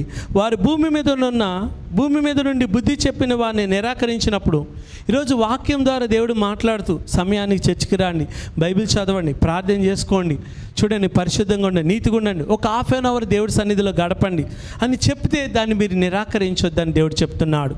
చూడండి, నిరాకరించినప్పుడు తప్పించుకొని పోయిన ఎల్ల పరలోకం నుండి బుద్ధి చెప్పుచున్న వాడిని విసర్జించి మనం తప్పించుకొని పోవడం మరీ నిత్యము కదా. పరిశుద్ధ ఆత్మదేవుడు మనకు కొన్నిసార్లు బుద్ధి చెప్తాడు. బాబు ఈ ఫోన్లో ఉండొద్దు, బాబు ఫేస్బుక్లో ఉండొద్దు, ఇన్స్టాగ్రామ్లో ఉండొద్దు, ట్విట్టర్లో ఉండదు, వాట్సాప్లో ఉండదు, మెసెంజర్లో ఉండదు. నీ శత్రువుని క్షమించు, నువ్వు చింతించొద్దు, నీ చింత యావత్తు దేవుని మీదే, నువ్వు బాధపడొద్దు, నీ బాధ మొత్తం దేవుడి మీద వేసే, దేవుడు పని చేయి అంటే నీ హృదయాన్ని కఠినపరుచుకున్నావా, దేవుడు చాలా బాధపడతాడు. ఆమేన్. చూడండి ఇక్కడ, అప్పుడు ఆయన శబ్దం భూమిని చెలింపచేసిన కానీ, అప్పుడు ఆకాశాన్ని, భూమిని, సముద్రాన్ని, నేలను కంపింపచేసి అన్ని జనులను కప్పింపచేసి అన్ని జనుల ఇష్టవస్తువులు మన జీవితంలో తీసుకొచ్చాడు కడవరి సంఘ మహిమతో నింపాలని. హగ్గై 2వ అధ్యాయంలో. ఇప్పుడు అలా చేయను అంటున్నాడు. ఇప్పుడు ఏం చేస్తానంటే ఆ మహిమ ఇస్తా, ఆ మహిమ ఇచ్చే ముందు నీలో ఫలించిన వాటిని, చెల్లించే వాటిని, ఏవైతే నిన్ను ఇబ్బంది పెడుతున్నాయో, ఏవైతే నిన్ను దేవుడి దగ్గరికి రాకుండా చేస్తున్నాయో, ఏవైతే దేవుడి చిత్తం నీ జీవితంలో నెరవేర్చకుండా చేస్తున్నాయో, ఏవైతే దేవుని ప్రణాళికలు, దర్శనాలు, వాగ్దానం నీలో ప్రత్యక్షపరచకుండా చేస్తాయో వాటిని తీసేస్తానంటున్నాడు. ఆమేన్, ఆమేన్. బాధపడొద్దు, ఈరోజు ఇలా చెప్తున్నాడని. చూడండి, without pain you can't learn nothing. నొప్పి లేకుండా నీ జీవితంలో ఏది నేర్చుకోలేవు. అవునా కదా? ఎగ్జామ్లో నొప్పి ఉంటుందా, బాధ ఉంటుందా? ఉంటుంది. ఎగ్జామ్స్కి పెయిన్ ఫీల్ అవుతావా? నొప్పి లేకుండా తల్లి బిడ్డలను కంటదా? కననే కనదు. అలాగే ఉద్యోగంలో నొప్పి లేకుండా ఉంటుందా? శ్రమ పడకుండా ఉంటావా? కాళ్ళు చేతులు లాగేస్తాయి, జాబ్ నుంచి తిరిగి వస్తే నీకు అలిసిపోతావు, రోజంతా పనిచేస్తే నొప్పి ఉంటుందా లేదా? నొప్పి లేకుండా నువ్వు ఏది నేర్చుకోలేవు. అందుకే చూడండి, every pain has a purpose, every problem has a purpose. ఆమేన్. నీ జీవితంలో ప్రతి నొప్పికి, ప్రతి సమస్యకి దేవుడు గొప్ప ఆశీర్వాదం ఇవ్వడానికే నిన్ను శిక్షిస్తున్నాడు.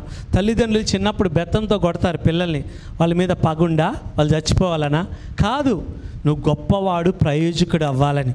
అలాగే యేసయ్య కూడా కొన్ని విషయాల్లో నిన్ను శిక్షిస్తాడు, నువ్వు బాధపడాల్సిన పని లేదు. కానీ నిన్ను శిక్షించే దానికంటే ఆయన నిన్ను ఎక్కువ ప్రేమిస్తున్నాడు. నిన్ను ఎందుకు శిక్షిస్తున్నాడు తెలుసా? ఈ భూలోకంలో ఒక రాజుగా ఈ భూలోకాన్ని నువ్వు ఏలాలా, నువ్వు ఒక పరిశుద్ధుడిగా, ఒక నీతిమంతుడిగా ఉండి ఒకరితో ఏలెత్తి చూపించుకోకుండా ఉండాలి. ఒకరికి నువ్వు సంస్కారం నేర్పాలి, ఒకరికి నువ్వు జ్ఞానం నేర్పాలి, ఒకరిని నీకు విడుదల, మంచి మార్గంలో నడిపించాలని నిన్ను శిక్షిస్తున్నాడు. ఆమేన్. చిన్నప్పుడు బాలశిక్ష చదువుకున్నారు. ఎంతమంది చదువుకున్నారు ఇక్కడ? బాలశిక్ష స్కూల్కి వెళ్ళి ఉంటారు. ఆమేన్. బాలశిక్ష అంటే ఏంటి? నిన్ను శిక్షించి చంపేయడం కాదు బాలశిక్ష అంటే నీకు మంచి చదువులు, అక్షరాభ్యాసం చేసి నిన్ను మంచి చదువుతో మంచి యొక్క ఉత్తీర్ణుడిగా గొప్పవాడిని చేయడానికే. ఆమేన్. హల్లెలూయా. చూడండి ఇంకొకసారి చూడండి, ఇక్కడ చూస్తే అప్పుడు ఆయన శబ్దం భూమిని చెలింపచేసిన కానీ, ఇప్పుడు నేను ఇంకొకసారి భూమిని మాత్రమే కాక ఆకాశాన్ని కూడా కదిలింపచేస్తానంటున్నాడు. ఆమేన్. అందుకే చూడండి, జోయల్ 2:28, యాక్ట్స్ 2:17 ప్రకారం, అంత్య దినాల్లో మనుషులందరి మీద నేను ఆత్మను కుమ్మరిస్తాను.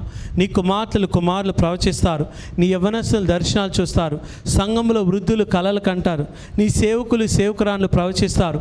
ఆకాశం అందు మాత్కార్యాలు భూమి మీద సూచక్రియలు చేస్తూ ఆకాశంలో రక్తము, అగ్ని, ఆవుని పొగను కలగజేస్తానంటున్నాడు. ఆమేన్. ఎంతమందికి అర్థమవుతుంది? హల్లెలూయా. అంటే దేవుడు మరొకసారి ఆకాశాన్ని, భూమిని, సముద్రాన్ని, నేలని కంపింప చేయబోతున్నాడు. ఎందుకో తెలుసా? తన చిత్తం, తన దర్శనం, తన ప్రణాళిక, తన వాగ్దానం నీ జీవితంలో నెరవేర్చాలని. అది ఇప్పుడే నీ జీవితంలో జరుగునుగాక. ఈ నెల నుంచి, ఈ రోజు నుంచి దేవుడు ఆకాశాన్ని, భూమిని, సముద్రాన్ని, నేలని నీ చిత్తానుసారంగా నిన్ను మార్చడానికి కదిలింప చేయబోతున్నాడు. ఆమేన్. చూడండి, ఇంకొకసారి అనే మాట, చెలింప చేయబడనివి నిలకడగా ఉండి నిమిత్తం. అంటే దేవుడు ఏదైతే నువ్వు మొదటిసారి వచ్చినప్పుడు విశ్వాసంలో, నిరీక్షణలో, ప్రేమలో నువ్వు ఎదిగావో, చూడండి, అది చెల్లించకుండా. చూడండి, చాలామంది ఫస్ట్ యేసే నమ్ముకున్నప్పుడు గొప్పగా ప్రార్థన చేస్తారు, గొప్పగా ఉపవాసం ఉంటారు, అనేక మందికి సువార్త చెప్తారు. అది నిలకడగా ఉండి నిమిత్తము. చూడండి నిలకడగా ఉండి నిమిత్తం అవి సృజింపబడినట్టును చెలింప చేయబడినవి. ఏవైతే నిన్ను ఇబ్బంది పెడుతున్నాయో, ఏవైతే చెల్లింప చేస్తున్నాయో, ఏవైతే నిన్ను బాధపడుతున్నాయో, పాపపు బలహీనత, వ్యసనాలు ఏవైతే నేను ఇబ్బంది పడుతున్నాయో అవి బొత్తిగా తీసివేయబడిన అర్థమిస్తుంది. ఈ నెలలో ఏవైతే నిన్ను దేవునిలోనికి రాకుండా, ప్రార్థన చేయకుండా, ఉపవాసం ఉండకుండా, రోషం కలిగిన దానియేలులాగా, రోషం కలిగిన క్రైస్తవుడిగా, ఎస్తేరులాగా, యోసేపులాగా, ఏలియాలాగా నువ్వు రోషం కలిగి దేవుడి సేవ చేయకుండా ఏవైతే అడ్డుకున్నాయో అవి తీసేయబోతున్నాడు. ఆమేన్, ఆమేన్, ఆమేన్. ఎంతమందికి అర్థమవుతుంది? ఎప్పుడైతే మనం రోషం కలిగి జీవిస్తామో మన కుటుంబ సభ్యులు, మన బిడ్డలు, తర్వాత తరం రోషం కలిగి జీవిస్తుంది. ఆమేన్. అందుకే ఇక్కడ చూడండి, చెలింప చేయబడినవి బొత్తిగా తీసివేయబడిన అర్థమిచ్చుచున్నది. అందువల్ల మనం నిశ్చలమైన రాజ్యం పొంది దైవ కృప కలిగి చూడండి ఇందుము. ఆ కృప కలిగి వినయం భయభక్తులతో చూడండి. ఇక్కడ చూస్తే అందువల్ల మనం నిశ్చలమైన రాజ్యం పొంది, అంటే ఆ పరలోక రాజ్యం మనలో సంపూర్ణంగా ప్రత్యక్షపరిచి దైవ కృప కలిగి ఉందుము. దేవుని కృప పొందుకొని ఆ కృప కలిగి వినయ భక్తులతో దేవునికి ప్రీతికరమైన సేవ చేసేదామంటున్నాడు. దేవునికి ప్రీతికరమైన సేవ ఏంటి అంటే నీ సమయం, నీ ధనం, నీ ప్రయత్నం, దేవునికి ఇచ్చిన వరాలు, దేవునికి ఇచ్చిన ఫలాలు, దేవునికి ఇచ్చిన అవకాశాలు, దేవుడినికి ఇచ్చిన ధనము, దేవునికి ఇచ్చిన సామర్థ్యము, దేవుడినికి ఇచ్చిన ఆయుష్ని ఇతరులకు యేసయ్యను చూపడానికి ఉపయోగించడమే నువ్వు దేవునికి ఇష్టమైన సేవ చేయడం. ఆమేన్. అది నువ్వు చేయనుగాక. ఏలైనగా మన దేవుడు దహించు అగ్ని ఉన్నాడు. దేవుడు ఈరోజు నిన్ను దహింపచేసి నీలో ఏవైతే వరాలు, ఫలాలు, విశ్వాసము, నిరీక్షణ, ప్రేమ, దేవుడి పట్ల తృష్ణ, దేవుడి పట్ల ఒక పరుగు పందెం, దేవుడి పట్ల ఒక గొప్ప రోషం ఉంటుందో అవి ఉంచుతాడంట. ఏవైతే ఇవి ఫలించకుండా చేస్తున్నాడో వాటిని కాల్చి పడేస్తాడంట. ఆమేన్. అలా చేయాలని నేను ఆశపడుతున్నాను. ఈరోజు ఇక్కడ ఉన్న ప్రతి ఒక్కరూ ఏదో ఒక సమస్య గుండా వెళ్తున్నారు. అయితే నీ సమస్య నువ్వెవరో చెప్పిందా? దానియేలు ఎవరో తన సమస్యలు చెప్పేసినాయి. దానియేలుకి చెప్పింది, నువ్వు ఒక అభిషిక్తుడివి, నువ్వు జీవం కలిగిన దేవుని కుమారుడివి, నువ్వు బంధకాలు వేసిన. దానియేలు చుట్టూ ఉన్న పరిస్థితులన్నీ మార్చిన దానియేలు మారలా. ఆమేన్. యోసేపుకు చుట్టూ ఉన్న పరిస్థితులు మార్చిన యోసేపు మారాడా? దేవుడి మీద కోపం వచ్చి పతపోరు భార్యతో పాపం చేశాడా? దేవుడి మీద కోపం వచ్చి, అన్నదమ్ముల మీద కోపం వచ్చి వాళ్ళు తిరిగి వచ్చినప్పుడు వాళ్ళని జైలు వేసి చంపేశాడా? దేవుడి మీద కోపంతో దేవుడు తనకిచ్చిన కలలు, దర్శనాలు స్వార్థంగా వాడుకుని ఫరోని చంపేసి రాజు అయిపోయాడా? చేయలా. చుట్టూ పరిస్థితులు మారుతున్న యోసేపు మారలా. చుట్టూ పరిస్థితులు మారుతున్న దానియేలు మారలా. చుట్టూ పరిస్థితులు మారుతున్న ఏలియా గారు మారలా. చుట్టూ పరిస్థితులు మారుతున్న చూడండి ఎస్తేరు గారు మారలా. చుట్టూ పరిస్థితులు మారుతున్న మీరు చూడండి దావీదు మహారాజు మారలా, ఇస్సాకు మారలా, ఇజ్రాయేల్ మారలా. మరి నువ్వెందుకు మారుతున్నావో ఆలోచించుకో. ఏదన్నా శ్రమ వస్తే, కష్టం వస్తే ఫోన్ దగ్గరికి పరిగెడుతున్నావా? థ్రోన్ దగ్గరికి పరిగెడుతున్నావా? Are you running to the throne of grace? Are you running to the phone? ఆమేన్. ఫోన్ దగ్గరికి పరిగెడుతున్నావా? కృపా సింహాసనం మీదకి పరిగెడుతున్నావా? ఇప్పుడు దేవుడు నీకు ఇవన్నీ ఎందుకు చెప్తున్నాడు తెలుసా? నా బిడ్డ, అవి నీకొద్దు. నీ వాగ్దానాలను, నీ దర్శనాలను, నీ ప్రణాళికలను అవి ఇదిగో దొంగలిస్తున్నాయి. చూడండి, నేను సేవకి ఎందుకు వచ్చాను తెలుసా? మా నాన్నగారికి శాతబడి చేశారు. ఎక్కడికి వెళ్ళినా తగ్గలేదండి. ఎక్కడికి వెళ్ళాం? దర్గాలకి వెళ్ళాం, టెంపుల్స్కి వెళ్ళాం. లాస్ట్కి ఏసే దగ్గరికి వస్తే మా నాన్నగారికి మంచిగా అయిపోయింది. తర్వాత మా అన్నకి శాతబడి చేశారు. ఎక్కడికి వెళ్ళినా తగ్గల. ఏసే దగ్గరికి వెళ్ళిన అక్కడ తగ్గింది. మా చెల్లికి శాతబడి చేశారు. ఆమెను విడిపించడానికి ఎన్ని హాస్పిటల్ తిప్పినా ఒక ప్రార్థన చేస్తే దాని నుంచి విడుదల వచ్చింది. అప్పుడు నాకు అర్థమైంది, ఇప్పుడు నా కుటుంబాన్ని దేవుడు కాపాడాడు. నేను అప్పుడు నిర్ణయించుకున్నా, సో దేవుడు నా కుటుంబాన్ని కాపాడాడు కాబట్టి నేను నా కుటుంబంలాగా సఫర్ అవుతున్న వాళ్ళ కోసం నేను నిలబడాలని సేవకు వచ్చాను. ఎంతమందికి అర్థమవుతుంది? అందుకే తెల్లారు లేస్తే ఎన్ని దెయ్యాలు వెళ్ళగొడతానో అన్ని దెయ్యాలు వెళ్ళగొడతాను. ఒక విశ్వాసిగా రోజు నీ పనేంటి తెలుసా? దెయ్యాలను వెళ్ళగొట్టడం, రోగులు స్వస్థపరచడం, మృతుల్ని లేపడం. ఈ మూడిట్లో నువ్వు చేయట్లేదంటే నువ్వు దైవ కుమారుడై ఉండి చచ్చిన దైవం అన్నమాట. You are a dead god. లేదా నువ్వు సువార్త ప్రకటించాలి, యేసే గురించి చెప్పాలి, లేదా నీ కుటుంబస్తులను ఎవరైనా యేసే ఎదుగు నడిపించాలి. నేను మతం మారమంటలేదు, నువ్వు చేసే పని నువ్వు చేసుకో, కానీ నువ్వు ఏది చేసినా యథార్థంగా చేయమని దేవుడు చెప్తున్నాడు. ఆమేన్. ఎంతమందికి అర్థమవుతుంది? నువ్వు యథార్థంగా ఉన్నప్పుడు ఏం జరుగుతుంది తెలుసా? నువ్వు గొప్ప సేవ చేస్తావు. ఈరోజు చూడండి, అప్పుడే యేసేలోకి వచ్చిన వాళ్ళు దేవుడులు ఎంత నిష్ఠుకుంటారు తెలుసా? చాలా నిష్ఠుకుంటారు, చాలా నిష్ఠుకుంటారు. అన్యులు కూడా, హిందువులు కూడా మంచిగా నిష్ఠుకుంటారు, అబద్ధం ఆడరండి. కానీ క్రిస్టియన్స్ ఊరికనే అబద్ధాలు ఆడేస్తారు, ఊరికనే సాకులు చెప్పేస్తారు. 99% క్రిస్టియన్స్ వేషధారులు, భక్తిహీనులు, నామకార్థ క్రైస్తవంతో ఉండేది. అందుకే దేవుడు బాధపడుతున్నాడు. ఈరోజు ఎందుకు ఇలా చెప్తున్నాడంటే, దేవుడు చాలా బాధపడుతున్నాడు. ఈరోజు నీ సమస్యలు నువ్వెవరో నీకు చెప్తున్నాయా?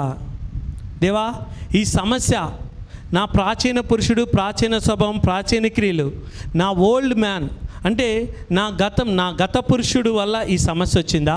నేను చేసిన తప్పుల వల్ల ఈ సమస్య వచ్చిందా? లేకపోతే ఈ లోకంలో దేవా, ఈ లోకంలో నేను లోకాన్ని స్నేహించడం వల్ల ఈ సమస్య వచ్చిందా? లేకపోతే అపవాదికి చోటు ఇవ్వడం వల్ల ఈ సమస్య వచ్చిందా? లేకపోతే నువ్వు నన్ను నీ ప్రణాళికలు, నీ దర్శనాలు నెరవేర్చడానికి ఈ సమస్య వచ్చిందా అని దేవుడిని అడిగితే దేవుడు చెప్తాడు, క్రైస్తవులు ఊరికే కాంప్రమైజ్ అయిపోతారు, రాజీ అయిపోతారు. ఒక ఇల్లు ఉంటే చాలు, ఒక జాబ్ వస్తే చాలు, పెళ్ళి అయిపోతే చాలు, అంతే. దేవుడు నీకు ఇల్లు, పెళ్ళు, కారు ఇవ్వడానికి ఇక్కడ పంపిలా. దేవుని రాజ్యాన్ని స్థాపించి భూలోకాన్ని ఏలడానికి పంపించాడు. మీరు ఫలించి అభివృద్ధి చెంది భూమిని నిర్మించి దాన్ని లోబర్చుకుని ఏలమంటే, ఈ లోకంలో అన్యులు, ఈ లోకంలో ఉన్న లేకపోతే ఈ భూలోకం మనల్ని ఏలేదట్టుగా మనం చేసుకుంటున్నామంటే ఎంత రాజీ పడిపోతున్నామో చూసుకోండి. ఎంతమందికి అర్థమవుతుంది? అందుకే దేవుడు ఈరోజు నువ్వు ఇన్ని పరిస్థితులకు ఉండేళ్ళి నీకు సమాధానం లేదంటే నీ పరిస్థితులు నీకు బోధించట్లేదు, నీ పరిస్థితులు నీకు బోధించట్లేదు. నీ పరిస్థితులు లేకపోతే నీ సమస్యలు, నీ కష్టాలు, నీ బాధలు, నీ ఇరుకులు, నీ ఇబ్బందులు దేవుడి వద్దకు నడిపిస్తున్నాయా? ఫోన్ దగ్గరికి నడిపిస్తున్నాయా? లోకంలోకి నడిపిస్తున్నాయా? దేవుడి వద్దకు నడిపిస్తున్నాయా? నీ ఆలస్యం, నీ గతం, నీ బలహీనతలు దేవుడి వద్దకు నడిపిస్తున్నాయా? ఫోన్ దగ్గరికి, లోకంలోనికి నడిపిస్తున్నాయా? నువ్వు ఒకసారి ఆలోచించుకో. దేవుడు ఈరోజు నిన్ను గద్దిస్తుంది ఏంటంటే, నీకు రాజ్యాన్ని ఇవ్వాలనుకుంటున్నాడు, నిన్ను లేవనెత్తాలనుకుంటున్నాడు. చుట్టూ పరిస్థితులు మారిపోయినాయి, నువ్వు మారుతున్నావా? అలాగే ఉండి చుట్టూ పరిస్థితులను దేవుడి చిత్తానుసారంగా మారుస్తున్నావా? చుట్టూ సమస్యలు ఉన్నాయి, నువ్వు మారుతున్నావా సమస్యలను బట్టి? లేకపోతే ఆ సమస్యలను సాక్ష్యంగా మార్చే నీలో ఉన్న పరిశుద్ధ ఆత్మ చేత నడిపింపబడుతున్నావా? చుట్టూ శ్రమలు, శోధనలు, కష్టాలు ఉన్నాయి, వాటికి లొంగిపోయి వంగిపోయి వాటి పక్షానికి వెళ్ళిపోతున్నావా? లేకపోతే శ్రమల్లో కృంగిపోకుండా పరిశుద్ధాత్మ దేవుడి సహాయంతో వాటిని జయించి గొప్ప మహిమతో బయటకు వస్తున్నావా? ఒక్కసారి నిన్ను నువ్వు పరీక్షించుకో. చూడండి, నీ జీవితంలో ఏదైనా అపార నష్టం జరుగుతున్నప్పుడు, చూడండి, అపారమైన విపత్తు జరుగుతున్నప్పుడు, అపారమైన అపజయం జరుగుతున్నప్పుడు నీకేదో వింత సంభవిస్తుందని ఆశ్చర్యపోకు. ఇది నీకు జరుగుతుందని దేవుడికి తెలుసు. దాంట్లోంచి గొప్ప మహిమ ఇవ్వడానికి దేవుడు సిద్ధంగా ఉన్నాడు. క్రైస్తవుల శ్రమలు వేరు, క్రైస్తవుల యొక్క సమస్యలు వేరు. విశ్వాసి కాని వారి యొక్క శ్రమలు, కష్టాలు వేరు, విశ్వాసి అయిన వారి యొక్క శ్రమలు, కష్టాలు వేరు. ఆమేన్. ఈరోజు నేను చిన్న బిడ్డనే, లే పెద్దదాన్ని, ఏం కాదులే దేవుడు అనుకుంటున్నాము. రేపొద్దున్న దేవుడు 1000 ఏళ్ళ పరిపాలన వచ్చేస్తుంది. నీ పక్కనున్న నీ సిస్టర్నో, బ్రదర్నో రాజుగా దావీదు మహారాజులాగా చేసి నిన్ను ఆడి కింద ఒక పన్నోడిగా పెట్టేసి ఏం చేస్తావు? ఏడుస్తూ కూర్చుంటావు. ఇప్పుడు నువ్వు కష్టపడితే అప్పుడు నిన్ను ఒక రాజ్యానికి రాజుగిస్తాడు. యేసయ్య అంటున్నాడు, నా శ్రమల్లో, కష్టాలు మీరు నాకు తోడే ఉన్నారు కాబట్టి నా తండ్రి నాకు రాజ్యం నియమించినప్పుడు ఏం చేస్తానంటున్నాడు? మీకు నేను రాజ్యాన్ని ఇస్తానంటున్నాడు. ఆ రాజ్యం కోసం నా బిడ్డ ఇప్పుడు తుచ్చమైన కోరికల కోసం, అల్పకాల రాజభాగాల కోసం, లేకపోతే తుచ్చమైన ఆశల కోసం గొప్ప సింహాసనాన్ని పోగొట్టుకోకు, గొప్ప కిరీటాన్ని పోగొట్టుకోకు, గొప్ప రాజదండాన్ని కోల్పోకోకు. ఇంకా కొద్ది రోజులను 1000 ఏళ్ళ పరిపాలన వచ్చేస్తుంది. అప్పుడు ఒక రాణిగా ఈ భూలోకాన్ని వెళ్తావా, ఒక బానిసగా బతుకుతావా అని దేవుడు నిన్ను అడగమంటున్నాడు. ఆమేన్. ఎంతమందికి అర్థమవుతుంది? హల్లెలూయా. చూడండి, బానిసగా చూడండి, నెబుకద్నెజర్ రాజు నపుంసకుడిని చేసేసాడు. నపుంసకుడిని చేశాడు కాబట్టి దేవుడి మీద కోపం వచ్చిందా దానియేలుకి? రాలా. దేవుడి దగ్గర ప్రార్థన చేసుకుని నపుంసకుల అధిపతి దగ్గరికి వెళ్ళి, అయ్యో ఆ దేవతల యొక్క ఫుడ్ నేను తినను, నన్ను అపవిత్రపరచుకోవద్దని ప్రార్థన చేసుకుని వెళ్ళి ఆ నపుంసకుల అధిపతి అని అడుగుతున్నాడు. అయ్యా మా యోధా మతంలో ఇలా విగ్రహార్పితమైంది మేము తినకూడదయ్యా అని ప్రార్థన చేసుకుంటే, ఆ విగ్రహ బలులు చూడండి, విగ్రహ బలులు ఏమీ లేదు, కానీ తన మతం అలాంటిది కాబట్టి తను తినకూడదు అనుకున్నాడు. అది చేసినప్పుడు చూడండి, ఆ విగ్రహార్పితమైన ఆ బలులు ఫుడ్ తిననంటే దేవుడు కటాక్షాన్ని పుట్టించి ఆ బంధకాల్లో కూడా దానియేలు దేవుడు శాఖా ధాన్యములు పానీయం తాగాడు. చూడండి, ఎక్కడ పెడితే అక్కడ దానియేలు 3 దేవుడితో ఎప్పుడు పోరాడలేదు, తనతో ఇతను పోరాడలేదు, ఇతరులతో పోరాడలేదు. దానియేలు ఎప్పుడు నిజాయితీగా ఉన్నాడు. అలాగే దానియేలు ఎప్పుడు కష్టపడే వ్యక్తి.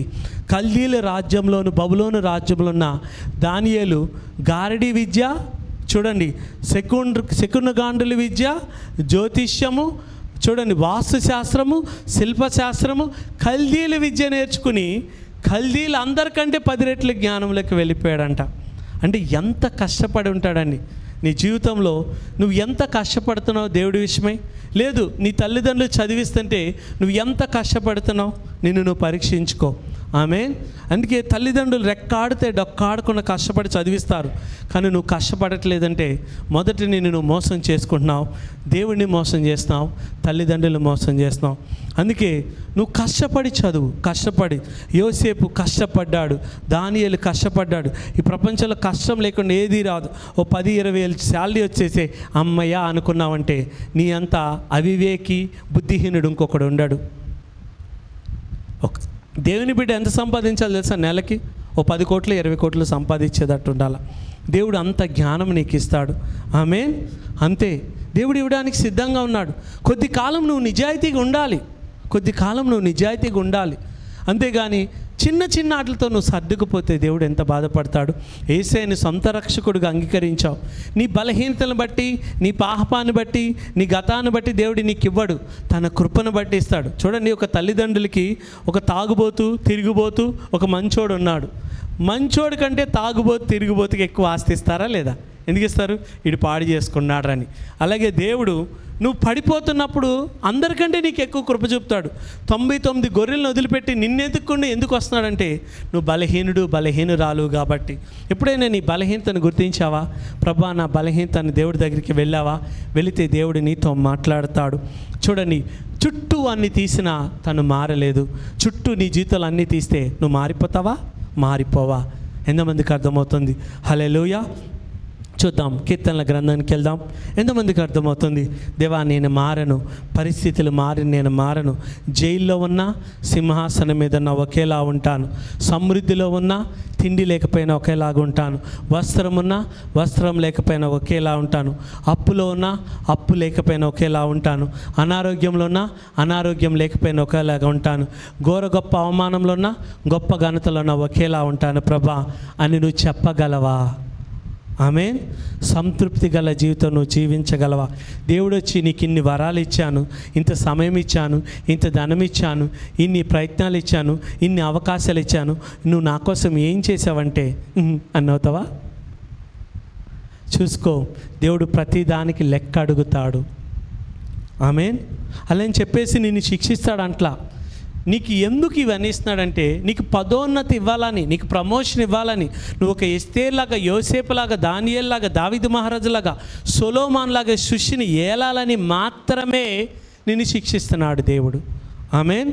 ఇక్కడ దేవుడు నిన్ను నూతనేశంగా కట్టే ముందు నీలో ఫలించిన వాటిని, చెలించే వాటిని, నిన్ను డిస్ట్రాక్షన్ చేసే వాటిని, నీలో ఉన్న ఫియర్ని, గిల్ట్ని, కండెమినేషన్ని, ఫీలింగ్ ఆఫ్ గిల్టీనెస్ని, డిప్రెషన్ని, డిసప్పాయింట్మెంట్, డిస్కరేజ్మెంట్ని వేరుతో సహా తొలగించడానికి మరొక్కసారి ఆకాశాన్ని, భూమిని, సముద్రాన్ని, నేలని కంపింపచేస్తున్నానని చెప్పమంటున్నాడు.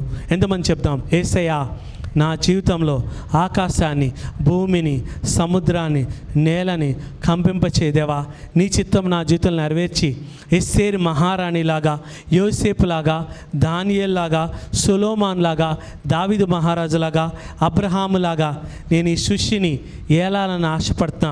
నన్ను శిక్షించి, రక్షించి ఈ లోకానికి రక్షకుడుగా, అభిషిక్తుడుగా మార్చు ప్రభువా. ఆమేన్. ఆమేన్. హల్లెలూయా. ఎంతమందికి అర్థమవుతుంది? చూడండి, ఎప్పుడైతే నువ్వు ఫెలోషిప్లో ఉండవో, చూడండి, ఏ సింహమైనా ఏం చేస్తుందండి? సింహం వేటాడే ముందు జంతువులని గలిబిలి చేసి ఒక్కదాన్ని ఒంటరిని చేస్తుంది. ఎవరైనా ఆత్మీయ జీవితంలో ఒంటరి అయ్యాడా, వాడు ఫెలోషిప్లో లేడా, వాడు సంఘంలో లేడా, వాడు ఫోన్తో ఒంటరిగా ఉంటున్నాడా, సాతానికి ఎరైపోయాడని అర్థం. వాళ్ళ కోసం మనం ఏం చేయాలా? ప్రార్థించాలా. ఆమేన్. మనం ప్రార్థన చేయాలా. వాళ్ళ బలహీనత, వాళ్ళ కోసం మనం కన్నీరు కార్చాలా. ఆమేన్. హల్లెలూయా. ఎంతోమందికి అర్థమవుతుంది? ఈ రోజు నుంచి ఈ మందిరం, ఈ చర్చు అధిక మహిమలోనికి, అధిక అభిషేకంలోనికి వెళ్ళిపోద్ది. నిన్నటిదైనా నా కుమార్తెకు ఒక దర్శనం వచ్చింది. దేవుడిని నేను అడుగుతున్నాను, ఎక్కువ నా కుమార్తెకి దర్శనాలు ఇమ్మని అడుగుతాను నేను, ఎందుకంటే నేను ఎక్కువ బిజీగా ఉంటాను కాబట్టి బైబిల్ చదువు. రాత్రి నేను 2ంటికి అనుకుంటా దానియేలు గ్రంథం మొత్తం చదివేశాను. దానియేలు గ్రంథం ధ్యానిస్తున్నాను. 2 అయింది 12 అధ్యాయాలు చదివేపటికి. నేను పడుకున్నప్పటికీ 3 అయింది నాకు ప్రార్థన చేసుకొని. హల్లెలూయా. దానియేలు 12 అధ్యాయాలు చదివి నాకు బోధించి ప్రభా నన్ను నల్లగొట్టు ప్రభా అని నేను ప్రభుని అడుగుతూ ఉన్నాను. ఆమేన్. ఎందుకంటే ఈ మందిరాన్ని ఎలా నేను నడిపించాలి, మా డాడీలాగా నాకు జ్ఞానం దయచే ప్రభా అని అడుగుతున్నాను. ఆమేన్. ఒక్కసారిలోనే నువ్వు నీతిమంతుడుగా, అంటే నీతిలో పరిశుద్ధతలు ఎదగవు. కొన్నిసార్లు పడిపోతావు, పర్లా, కానీ దేవుడి దగ్గరికి వచ్చావు. శిష్యుల్లో బలహీనతలు ఉన్నాయి, కానీ వాళ్ళు వెంబడించడం మానలేదు. చూడండి, ఈరోజు నీకు బలహీనతలు ఉండని అవి దేవుడు జయింపచేస్తాడు, కానీ దేవుడిని నువ్వు సరిగా వెంబడించలేదా, ఫెయిల్ అయిపోతావు. ఆమేన్. శిష్యులకి బలహీనతలు ఉన్నాయి, కానీ వాళ్ళు దేవుడిని వెంబడించడం వల్ల సక్సెస్ సాధించారు. ఈరోజు నీకు బలహీనతలు ఉన్నా పర్లేదు, కానీ దేవుడిని నువ్వు సమయానికి నీ ధనం, ప్రయత్నం, నీకు దేవుడిచ్చిన అవకాశాలు దేవుడికి వాడినప్పుడు దేవుడు నిన్ను ఒక అపోస్తులుగా, ప్రవక్తగా దేవుడు మార్చును గాక. ఆమేన్. రాత్రికి రాత్రే జాలర్లు ఏమైపోయారు? అపోస్తులు అయిపోయారు. రాత్రికి రాత్రే గాడిదలను కాసుకున్నాడు, ఏమైపోయాడు? రాజు అయిపోయాడు.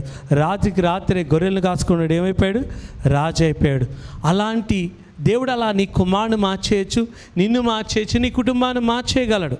కానీ ఒకటే, నువ్వు దేవుడికి అందుబాటులో ఉండాలి. God needs your availability, not your ability. దేవుడికి నువ్వు అందుబాటులో లేనంతకాలం నువ్వు సఫర్ అవుతావు. ఎదుటి వారి తప్పులను ఎంచడం మానేసేయి. ఒక వ్యక్తి ఫోన్లో ఎక్కువసేపు ఉంటున్నాడా, అతని కోసం కన్నీరు కార్చు, కానీ అతనికి తీర్పు తీర్చకు. అతను ఆ బలహీనతలో ఉన్నాడు, అతనికి తెలియక ఆ తప్పు చేస్తున్నాడని నువ్వు గమనించాలి. ఆమేన్. హల్లెలూయా. కీర్తనల గ్రంథం, ఎంతమందికి అర్థమవుతుంది? కీర్తనల గ్రంథం చూడండి, దేవుడు కృంగిన వారిని లేవనెత్తువాడు, పడిపోయిన వారిని ఉద్ధరించువాడు. చూడండి, అందుకే నువ్వు ఎన్నిసార్లు పాపం చేత కృంగిపోతున్నావా, బలహీనత చేత పడిపోతున్నావా? చూడండి, హల్లెలూయా. దేవుడు నిన్ను లేవనెత్తుతాడు. ఆమేన్. ఎంతమందికి అర్థమవుతుంది? చాలామంది క్రైస్తవులు ఎక్కువ పడిపోయేది పాపంలోనే, విశ్వాసం నుంచి పడిపోతారు. అందుకే దేవుడు, మీరు చూడండి, హల్లెలూయా. మనం చూద్దాం కీర్తనల గ్రంథం 145:14. కీర్తనల గ్రంథం 145:14. Sam chapter 145:14. యెహోవా పడిపోయిన వారిని ఉద్ధరించువాడు. ఈరోజు నువ్వు ఆర్థిక ఇబ్బందుల్లో పడిపోయావా, అప్పుల్లో పడిపోయావా, రోగంలో పడిపోయావా, వ్యాధిలో పడిపోయావా, బలహీనతలో పడిపోయావా, చింతలో పడిపోయావా, బాధలో పడిపోయావా, వేదనలో పడిపోయావా, బిడ్డల్ని పెంచడం విషయంలో సతమతం అయిపోతున్నావా, బిడ్డలకి చెప్పలేకపోతున్నావా, నీకు నువ్వు చెప్పుకోలేకపోతున్నావా, ఫోన్ ఎడిక్షన్లో పడిపోయావా, అశ్లీల చిత్రాలు చూడడంలో పడిపోయావా, దేంట్లో పడిపోయినా దేవుడు నిన్ను లేవనెత్తుతానంటున్నాడు. ఆమేన్. ఆమేన్. అందుకే చూడండి, యెహోవా పడిపోయిన వారిని ఉద్ధరించువాడు.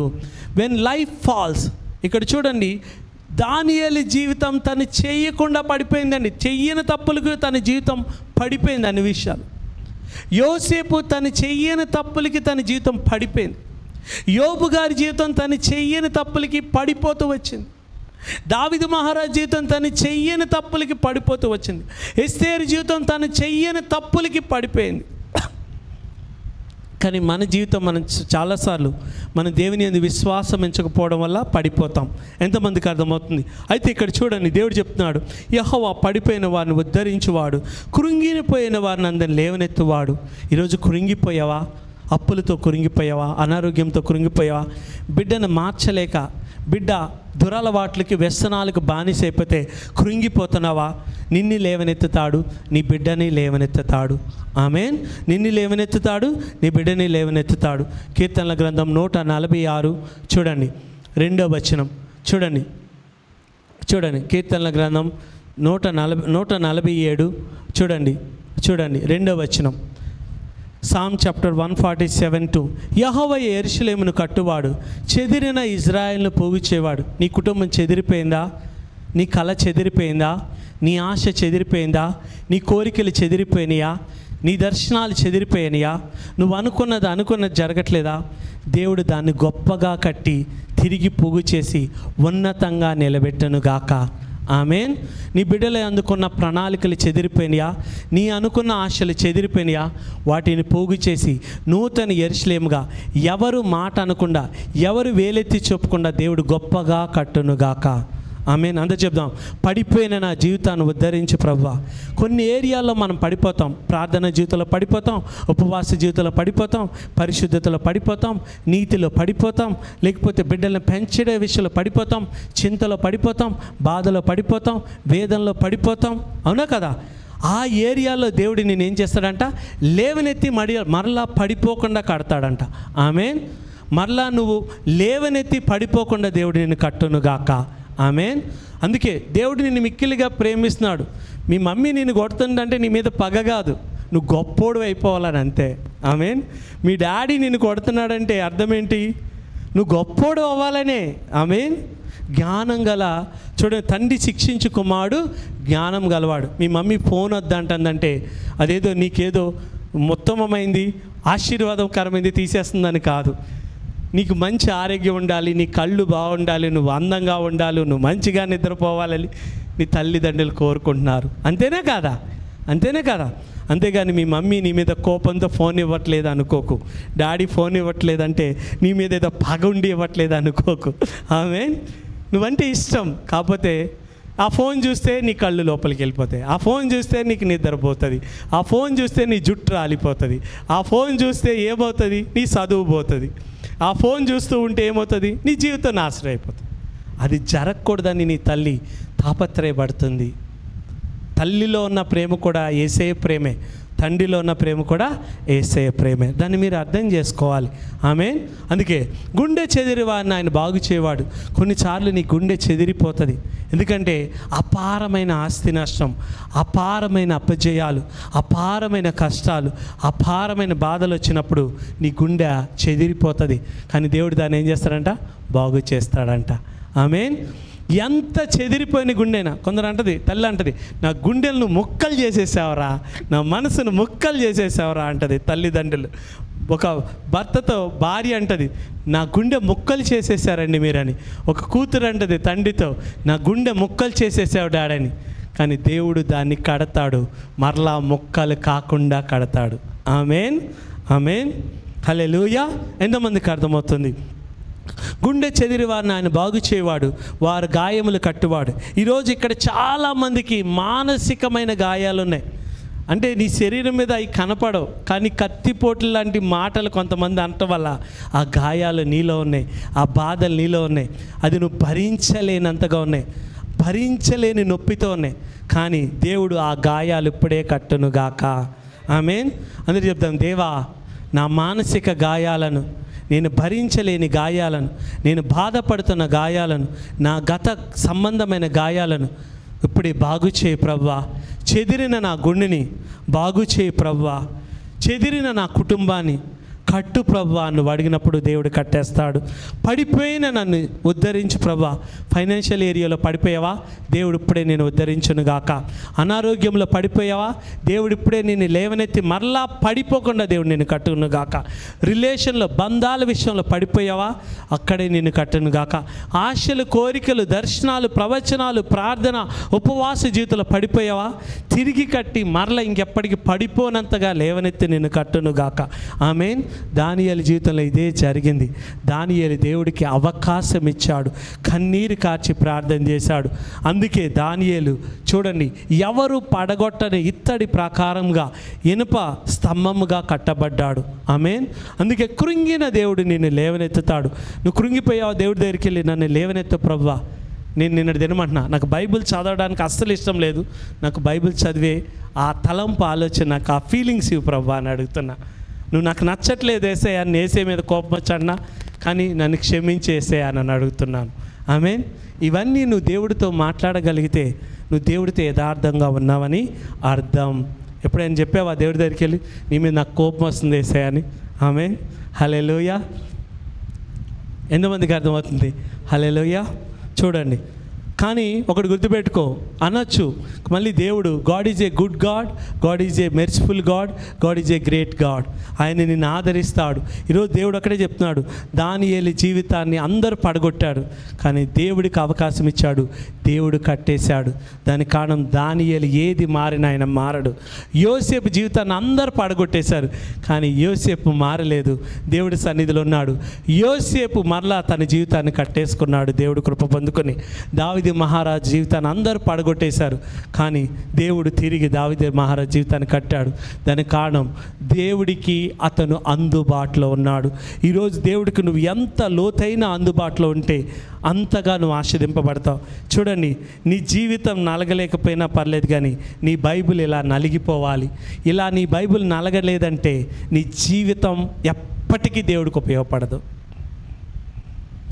ఇది నా 38 సార్లు బైబిల్ అయిపోయింది, 39వ సారి నేను బైబిల్ చదువుతున్నాను.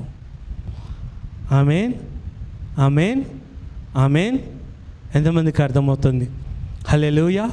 ఎందుకు ఈ మాటలు చెప్తున్నానంటే, యేసే గురించి చెప్పకు, నాకు యేసేని చూపించు, జనాలు మారతారు. ప్రతి ఒక్కడు యేసే గురించి చెప్తాడు, కానీ యేసేని ఎవ్వడు చూపించాడు. అదే సమస్య.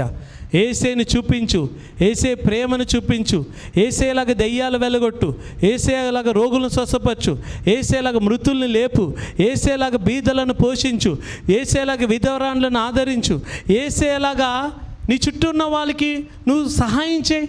ఎందుకు రారండి యేసేని చూపిస్తే? క్రైస్తవులు యేసేని చూపించడంలో ఫెయిల్ అయిపోయారు. ఎంతమందికి అర్థమవుతుంది? హల్లెలూయా. ఈరోజు దానియేలు ఇలా మాట్లాడుతున్నాడు హబక్కు గ్రంథం ద్వారా.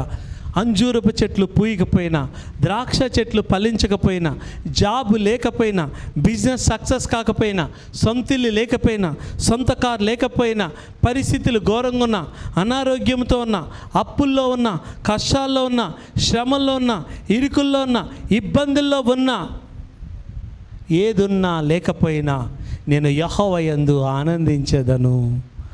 ఆమేన్, హల్లెలూయా, హల్లెలూయా. హబక్కూకు గ్రంథము 17వ అధ్యాయం నేను ముగిస్తున్నాను. హబక్కూకు గ్రంథం 2వ అధ్యాయం 17వ వచనం.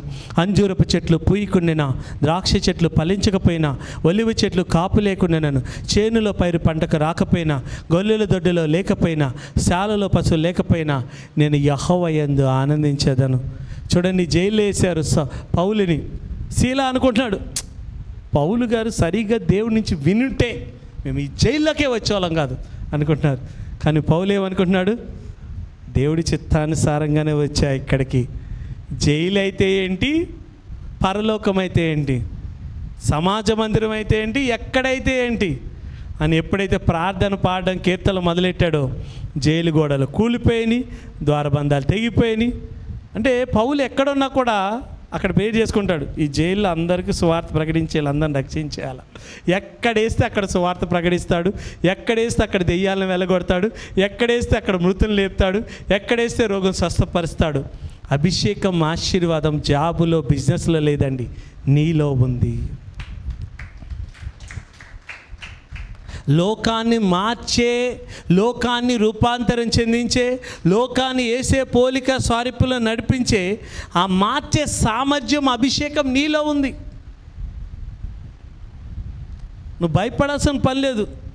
దేవుడు చీకటిని చూసి అమ్మో ఎంత పెద్ద చీకటి అన్నాడా?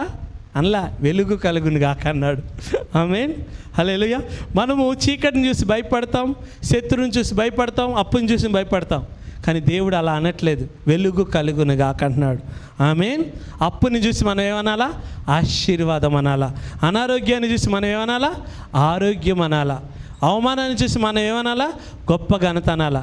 చూడండి, ఆ చిన్నది చచ్చిపోయింది, మరణించిందంటే లేదు నిద్రిస్తుంది, నేను లేపుతాగా అంటున్నాడు. ఆమేన్.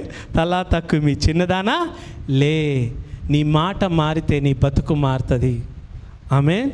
నీ బిడ్డ మీద నువ్వు శాపాలు పలుకు, ఆశీర్వాదాలే పలుకు, వాడు గొప్పోడవుతాడు. అంతే, వీడింతే, వీడంతే. బిడ్డలు పట్టుకముందేమో ప్రార్థన చేస్తావు, దేవా బిడ్డలు ఇచ్చిన తర్వాత ఎందుకు ఇచ్చావు ప్రభా, ఎందుకు ఇచ్చావు ప్రభా, ఎందుకు అడిగావు బిడ్డల్ని, ఎంతమందికి అర్థమవుతుంది? హల్లెలూయా. నేను ముగిస్తున్నాను. నేను యెహోవా యందు ఆనందించేదను, నా రక్షణకర్త అయిన నా దేవుని యందు నేను సంతోషించేదను. ఎందుకో తెలుసా? పడిపోయిన నిన్ను ఇప్పుడే ఉద్ధరించును గాక, కృంగిన ఇప్పుడే నిన్ను లేవనెత్తును గాక, చెదిరిన నీ గుండెను బాగు చేయను గాక. చూడండి, గాయాలు కట్టును గాక. ఆమేన్. దేవుడి దగ్గరికి వెళ్ళి, నేను బాగా గాయపడిపోయాను, నన్ను కట్టవా అని అడుగు. ఎవరు గాయపరచనంతగా కట్టగడతాడు. ఆమేన్. నా గుండె మొక్కలైపోయింది ప్రభువా, కట్టవా అని అడుగు. ఎవడు నీ గుండె జోలికి, నీ మనసు జోలికి రానంతగా గుండెను కడతాడు. ఆమేన్. నేను పడిపోయాను ప్రభువా, నన్ను లేవనెత్తంటే జీవితంలో ఇంకెవ్వడు పడగొట్టినంతగా, ఎవడు నీ దరిదాపులకి రానేనంతగా దేవుడు నిన్ను కడతాడు. ఆమేన్. నేను కృంగిపోయాను, లేవనెత్తి ప్రభు అంటే, నిన్ను లేవనెత్తిన తర్వాత పరలోకంలో ఉన్న గొప్ప దేవదూత కానీ, భూమి మీద ఉన్న గొప్పోళ్ళు కానీ, నరకంలో ఉన్న సాతాను కానీ నిన్ను పడగొట్టలేనంతగా లేవనెత్తి కడతాడు. ఆమేన్. దేవుడు అది నువ్వు అడగాల. అడుగుడి మీకు ఇయ్యబడును, వెతుకుడి మీకు దొరుకును, తట్టుడి మీకు తీయబడును. అందుకే నేను యెహోవా యందు ఆనందించేదను. ఎక్కడున్నా ఆనందించాలి. ఆమేన్. నా రక్షణకర్త నా దేవుని నేను సంతోషించేదను. ప్రభువు యెహోవాయే నా బలం. నీ బలం నీ ఆస్తి కాదు, నీ బలం నీ కులం కాదు, నీ బలం నీ ఇల్లు కాదు, నీ బలం నువ్వు ఉన్న ప్లేస్ కాదు, నీ బలం నీ దేవుడైన యెహోవా. చూడండి, the purpose of God is always find in the presence of the God. దేవుడి సన్నిధిలో ఉంటే దేవుడు తన ప్రణాళిక నీకు బయలుపరుస్తాడు. దేవుడి సన్నిధికి వస్తున్నప్పుడల్లా నిన్ను దావీదు మహారాజులాగా, సొలొమోనులాగా ఎలా వాడుకోవాలని దేవుడు కోరుకుంటాడు. ఎప్పుడైతే నువ్వు దేవుడి సన్నిధికి రావో, దేవుడి యొక్క ప్రణాళికలు నీకు దేవుడు చెప్పలేడు. ఆమేన్. అందుకే the purpose of God in your life always you can find in the presence of the God. ఆమేన్. ఆమేన్. చూడండి, యెహోవా, ప్రభువుకు యెహోవాయే నా బలం. అందరూ చెప్తాం, ప్రభువుకు యెహోవాయే నా బలం. ఆయన నా కాళ్ళని లేడి కాళ్ళ వలె చేయను, ఉన్నత స్థలం మీద ఆయన నన్ను నడవచేయను. ఎంతమంది ఉన్నత స్థలాల మీద నడవాలనుకుంటున్నారు? ఒక ప్రధానమంత్రిగా, ఒక ముఖ్యమంత్రిగా, ఒక కలెక్టర్గా, ఒక ఐపీఎస్ ఆఫీసర్గా, ఒక ఐఏఎస్ ఆఫీసర్గా, ఒక డాక్టర్గా, ఒక ఇంజనీర్గా, ఒక గొప్ప సేవకుడిగా నువ్వు నడవాలని, నీ బిడ్డలను నడవాలని దేవుడు కోరుకుంటున్నాడు. అందుకే వాళ్ళని సరిదిద్దాలని ఆశపడుతున్నాడు. తల్లిదండ్రులు శిక్షించినప్పుడు బాధపడద్దు, తల్లిదండ్రులు ఫోన్ వద్దన్నప్పుడు మీరు బాధపడకండి. అది మీ మంచి కోసమే తల్లిదండ్రులు చెప్తున్నారు. ఆమేన్. ఎంతమందికి అర్థమవుతుంది? ఎంతమంది దయచేసి ఉంచుదాం. ఏది మారినా నేను మారను ప్రభాను, నేను క్రీస్తులో దేవుని నీతిని, నేను క్రీస్తులో దేవుని జ్ఞానాన్ని, నేను క్రీస్తులో దేవుని పరిశుద్ధతను, నేను క్రీస్తులో దేవుని విమోచించిన కార్యాన్ని, నేను క్రీస్తులో రాజైన యాజకుడిని, క్రీస్తులో దేవుని సొత్తుని, క్రీస్తులో పరిశుద్ధ జనాంగాన్ని, ఏది మారినా నేను మారను. ఎంత కష్టమైనా. చూడండి, దానియేలు ప్రధానమంత్రి కానీ ముమ్మారు ప్రార్థన మానేడా? దావీదు మహారాజు రాజు, రోజుకి 7 సార్లు స్తుతించడం ఆపాడా? మనకు కొంచెం ఏదైనా పని ఉందనుకో, అసలు బిజీ బ్రదర్ అంటాం. మరి దావీదు మహారాజు రోజుకి 7 సార్లు ఎలా వర్షిప్ చేయగలిగాడు, ఆరాధన చేయగలిగాడు? దానియేలు ఏ విధంగా 3 సార్లు ప్రార్థన చేయగలిగాడు? ఈరోజు దేవుడు ఒకటే చెప్తున్నాడు, యెహోవాయే నీ బలం. ఆయన నీ కాళ్ళని లేడి కాలు చేసి ఎస్తేర్లాగా, యోసేపులాగా, దానియేలులాగా, దావీదు మహారాజులాగా, సొలొమోనులాగా భూలోకాన్ని ఏజే రాజులుగా, రాణిలుగా మిమ్మల్ని లేవనెత్తి నిలబెట్టును గాక. మిమ్మల్ని బానిసలుగా చేసిన వాళ్ళని మీరు ఏలును గాక. మిమ్మల్ని బంధకాల్లో పెట్టిన వారిని మీరు బంధకాల్లో పెట్టును గాక. మిమ్మల్ని బాధించిన వారిని మీరు ఏలును గాక. ఎవరైతే మిమ్మల్ని ఇబ్బంది పెడుతున్నారో వాళ్ళని మీరు ఏలును గాక. ఆమేన్. ఎవరైతే మిమ్మల్ని కష్టపడుతున్నారో వాళ్ళని మీరు ఏలును గాక. ఆమేన్. అటు కృపను దయచేస్తూ దానియేలు వలె, యోసేపు వలె, ఎస్తేరు వలె ఈ ప్రపంచాన్ని ఉన్నత స్థలాలు ఎక్కి నువ్వు ఏలి పోషించి దేవుని రాజ్యాన్ని స్థాపించను గాక. ఆమేన్. అటు కృపను దయచేస్తూ త్వరలో రా నా ప్రభు, నా భర్త యేసుక్రీస్తు శక్తి గలని ప్రార్థిస్తున్నాము తండ్రి. ఆమేన్. God bless you. దయచేసి కీర్తనలు పాడుకుండగా కానులు అర్పించుకుందాం.